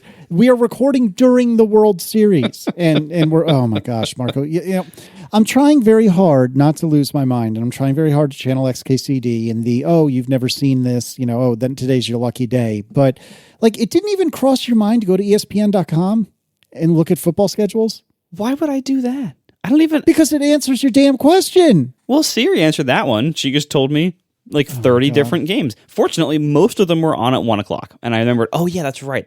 She said 1 o'clock. Okay. So me and Adam and Tiff, we made this family trip to go sit at the bar in this empty restaurant in a beach town in the off season at 1 o'clock on a Sunday. And we were like the only people in there. and they turn on the game.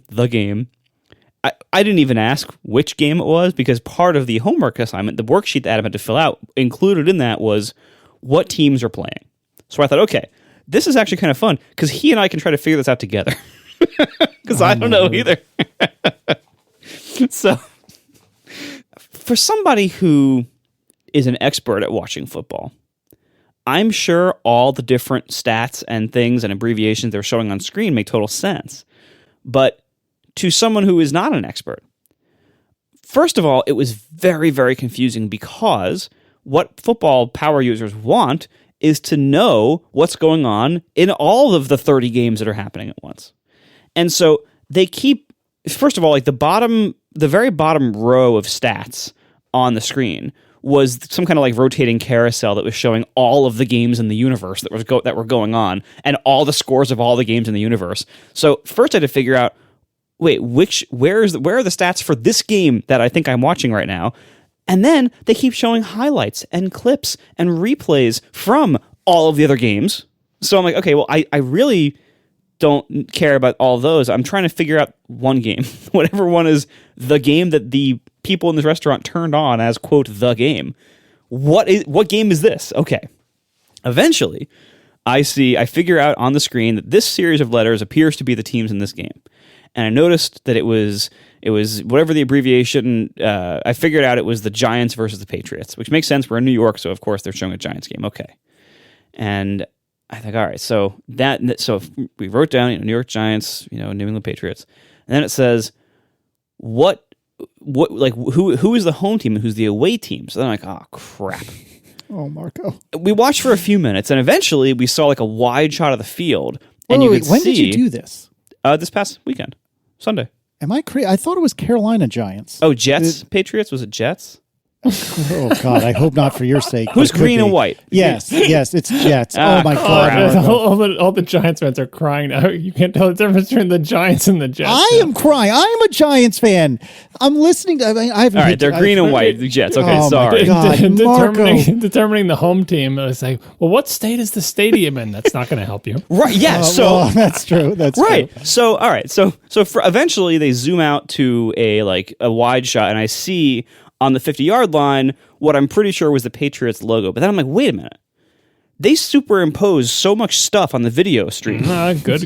I see that your tech angle is helping you out here. Not everything you see on that screen is real. Right. I'm like, I know they're superimposing the line of scrimmage and then whatever the 10 yards after that line is called. I know they're superimposing that. I'm sure they're probably superimposing some of the ads on the side or whatever. So I'm like, I don't know. Maybe that logo is superimposed. I don't know. The ball is CG too. It might be the glowing puck in the NHL. Yeah. Right. That's not been a thing for a long time, I believe. But yes, I'm with you. I mean, at this point, it wouldn't surprise me, right? Oh, I should also clarify that there's no sound where we're watching it. So I'm only seeing the video, which honestly is probably better. Yeah, is it because a restaurant is the ideal viewing place for a football game? Yeah. Did it have subtitles on as well? No. It was just video, no subtitles. But look, I mean, 'cause how the hell would I have watched it? What would I have put? Like, I'm not going to buy some streaming service to watch one game for my kid to fill out a worksheet. Just download the NFL app for the Apple TV, pay for a month of it, and watch a game. No, it's not that simple with the NFL because the NFL hates people. Yeah, it's never that simple. It's never that simple with any of this crap. That's why. Can't you just buy the NFL one and pay for it? I thought the NFL was the one that was simple. It was not like local blackouts like the stupid baseball teams. No. Remember? No, because this is when Lex had put up a post years ago about how you can get a foreign... like an overseas DNS server such that when you go to pay the NFL, it thinks, oh, you're European, so I'll totally take your money. Because if you try to pay the NFL in the States, they're like, ha, get DirecTV, because otherwise pound sand. I didn't. See, this is why. You guys still can't figure it out. We're like 2 minutes after you asked the question. I absolutely know the answer. You just didn't come to me. In the time it took you to argue with each other about how I could have watched it, I could have ridden my bike to this restaurant. No. We're not arguing. I am educating John. I would say that I had heard that NFL was the league that was more savvy about this stuff and didn't have the stupid local TV rights and blackout things that, like the baseball has. But I guess it's still screwed up in its own way. Yeah, so I knew that there was a bunch of crap to deal with how the heck you even go about watching sports. So I'm like, all right, let me just outsource that to a place that I know broadcast them, and then I can at least have a good sandwich while I'm watching the game. All right, so anyway, so I eventually figure out, okay, that logo does not appear to be superimposed, unless they did a really good job. I'm like, I'm going to assume this is where it is. So then I ask Siri, where is the Patriot Stadium or whatever? And because another question is like, what city and state is the stadium It's in New England. It's right in the name. Right, yeah, exactly. Yeah, unfortunately that's not a state. And You so should have asked Adam, what state is New England from? yeah, right. So eventually, like Siri gives me some kind of info card that shows the stadium on like a zoomed in map, but apparently the stadium's like in the middle of nowhere, and the town name is some town I've never heard of. That's like not near really anything. Foxborough? Yep. Yeah, that's Ring it. a bell? Yep. There it is. That's Ring a it. Yep. I had to show Adam how to spell that. That was fun. So like Worcester. yeah, right. Yeah, Oh, God. Worcester. My Worcestershire sauce on my steak. So anyway, so eventually, we figured out that, and then came the even harder question: who are the quarterbacks? Oh no! All right, so I know enough about football to know that the person who the hike person hands the ball to is probably the quarterback. Marco. But they pass this information to the quarterback, and then I'm like, wait a minute, who is that? I also know that teams might have multiple quarterbacks, and maybe the person who's normally the quarterback wasn't playing this game, or maybe they pulled them out early or something. I don't know. So we're like, all right, first we have to wait for each team to get the ball to figure out who the quarterback is currently playing, and then we have to like wait for a clear shot of the back of their shirt so we can see their number and their name. It's because you didn't have the audio on. If you had the audio on, all they're going to do is talk about the quarterback and what he did or didn't do on that last play. Yeah, but what are the odds they're going to actually like use his full name? Like, They're going to use his last name, and you'll be able to figure it out from Yeah, that. you could Google for this once you know a last name. And granted, it took you half the game to figure out what teams you're playing. Can still. you name a famous quarterback who might have played for the New England Patriots in your lifetime? yeah, so I knew about Tom Brady, right? But I'm like, All right, but I good, don't yeah. know. I don't know if he was still playing. Turns out he's super old. I had to look him up. These are all valid questions. I'm just saying, like, you do know quarterbacks. Can you name how many NFL quarterbacks, living or dead, can you name, Marco? Dan Marino from Ace Ventura. Pretty good. Yeah. Miami Dolphins, right? Yeah, Okay. yeah. Is that it? Tom Brady and Dan Marino. That might be it. When do I need to know this? You've heard of Joe Montana, right? Oh, I've only from like the video game series. Was John Madden ever a quarterback or just a commentator? Yeah, he's definitely a quarterback. It's built to be a quarterback. John Madden. Yeah, I don't know. I mean, well, he's a little old now, but maybe back in the day, I don't know. I would say if you want to identify the quarterback, and special teams isn't on the field, it's the guy who's skinny. Anyway, so we went through this exercise first, like, figuring out, oh, look, here's number, 10 or whatever appears to be the quarterback on this team. Let's look up the roster, figure out who the heck that is, because we couldn't get a shot of his last name on his shirt yet. And then eventually you look up, oh, and then you see the last name, you confirm it and everything. Then the green team got the ball. We had to see who their quarterback was, look that up. The green team. Yeah. Oh my God. Zach somebody, and if you look that up, write that down, all this stuff. Oh my God. And then came the most difficult question of all. Describe something interesting that happened during the game. Did they still using those flying cameras on the wires, Casey? Do they still do that? Yes, usually. Mm-hmm. That's an interesting thing that happened during the game. It's like when they did a replay, it was like a drone was chasing the runner, and it looked really cool. Oh yeah, I didn't. So, and granted, this is all not only a test of my patience and certainly of my ability to explain and figure stuff out, but it's hard for a 9-year-old who's not into sports to sit and focus for this long on this crazy thing. Because one thing that made this surprisingly difficult is I don't think you realize when you watch sports regularly how many ads there are. Yeah, so, and I told Adam, I warned him ahead, I'm like, look, pretty much every time they stop playing, we're going to see commercials. He's fine. But it was very hard to explain what's going on or even to understand what's going on because they're constantly cutting to replays and highlights and other games. Constantly.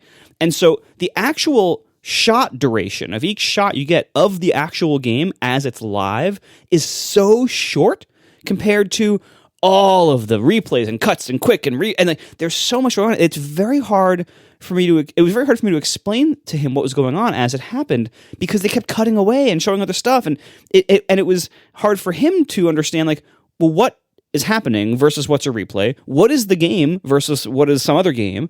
Like it, and then commercials cut in. Like it was manic trying to watch this broadcast. Like in many ways, I think it would have been easier to just go to a game and watch in the stadium, with the exception of you wouldn't get those wonderful line overlays, which I think do make it easier to understand what's going on. But other than that, like it was very difficult to understand this.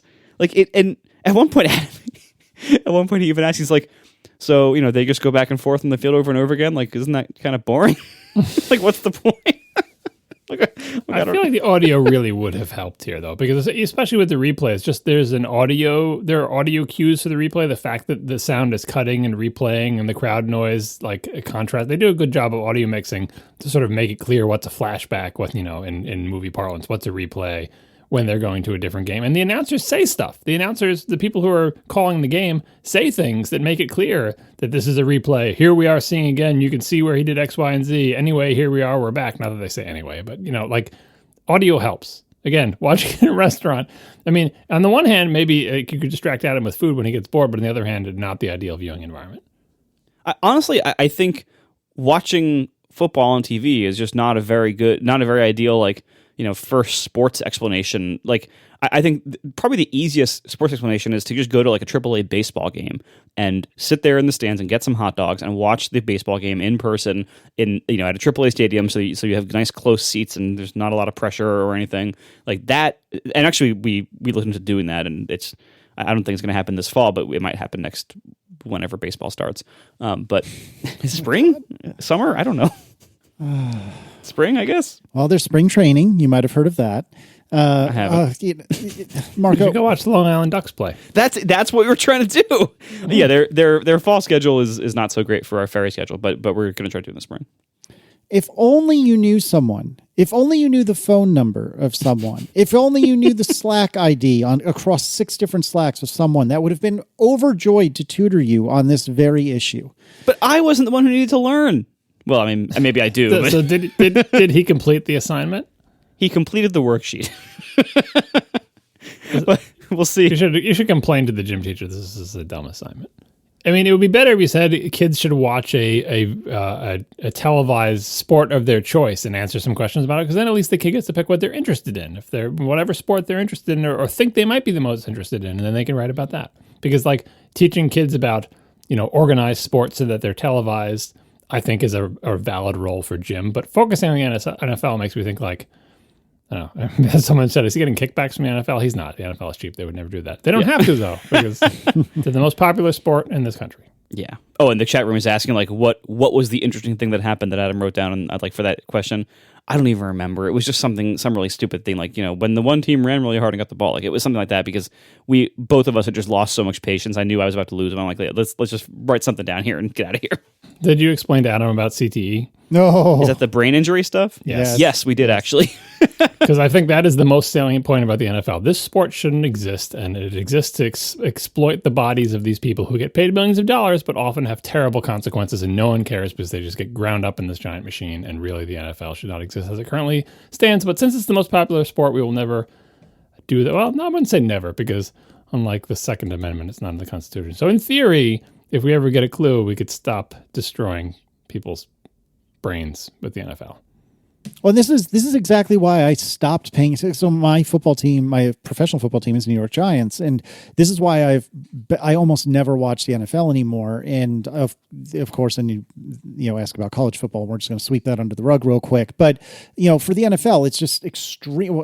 It's so exploitative, and it just made me feel so gross that I just really stopped paying attention. But the answer to the question of what interesting, which probably wouldn't have been good for his grade, but I think the most reasonable answer to the question is what's interesting about the game. To you two, it's how that yellow first down line works, because I read a really fascinating story about like the development and how it works. I was Googling trying to find it and I can't find it, but my recollection is that they have to take like hyper accurate 3D models of the stadiums because the stadiums don't have perfectly flat fields and so on and so forth. And they have like hyper accurate readouts of where the cameras are pointing and where they're panned and tilted and zoomed. And then they're running this through a series of computers to paint the stuff on as quickly as possible. And as the game is happening, it's really, really fascinating, all the technology that goes into this.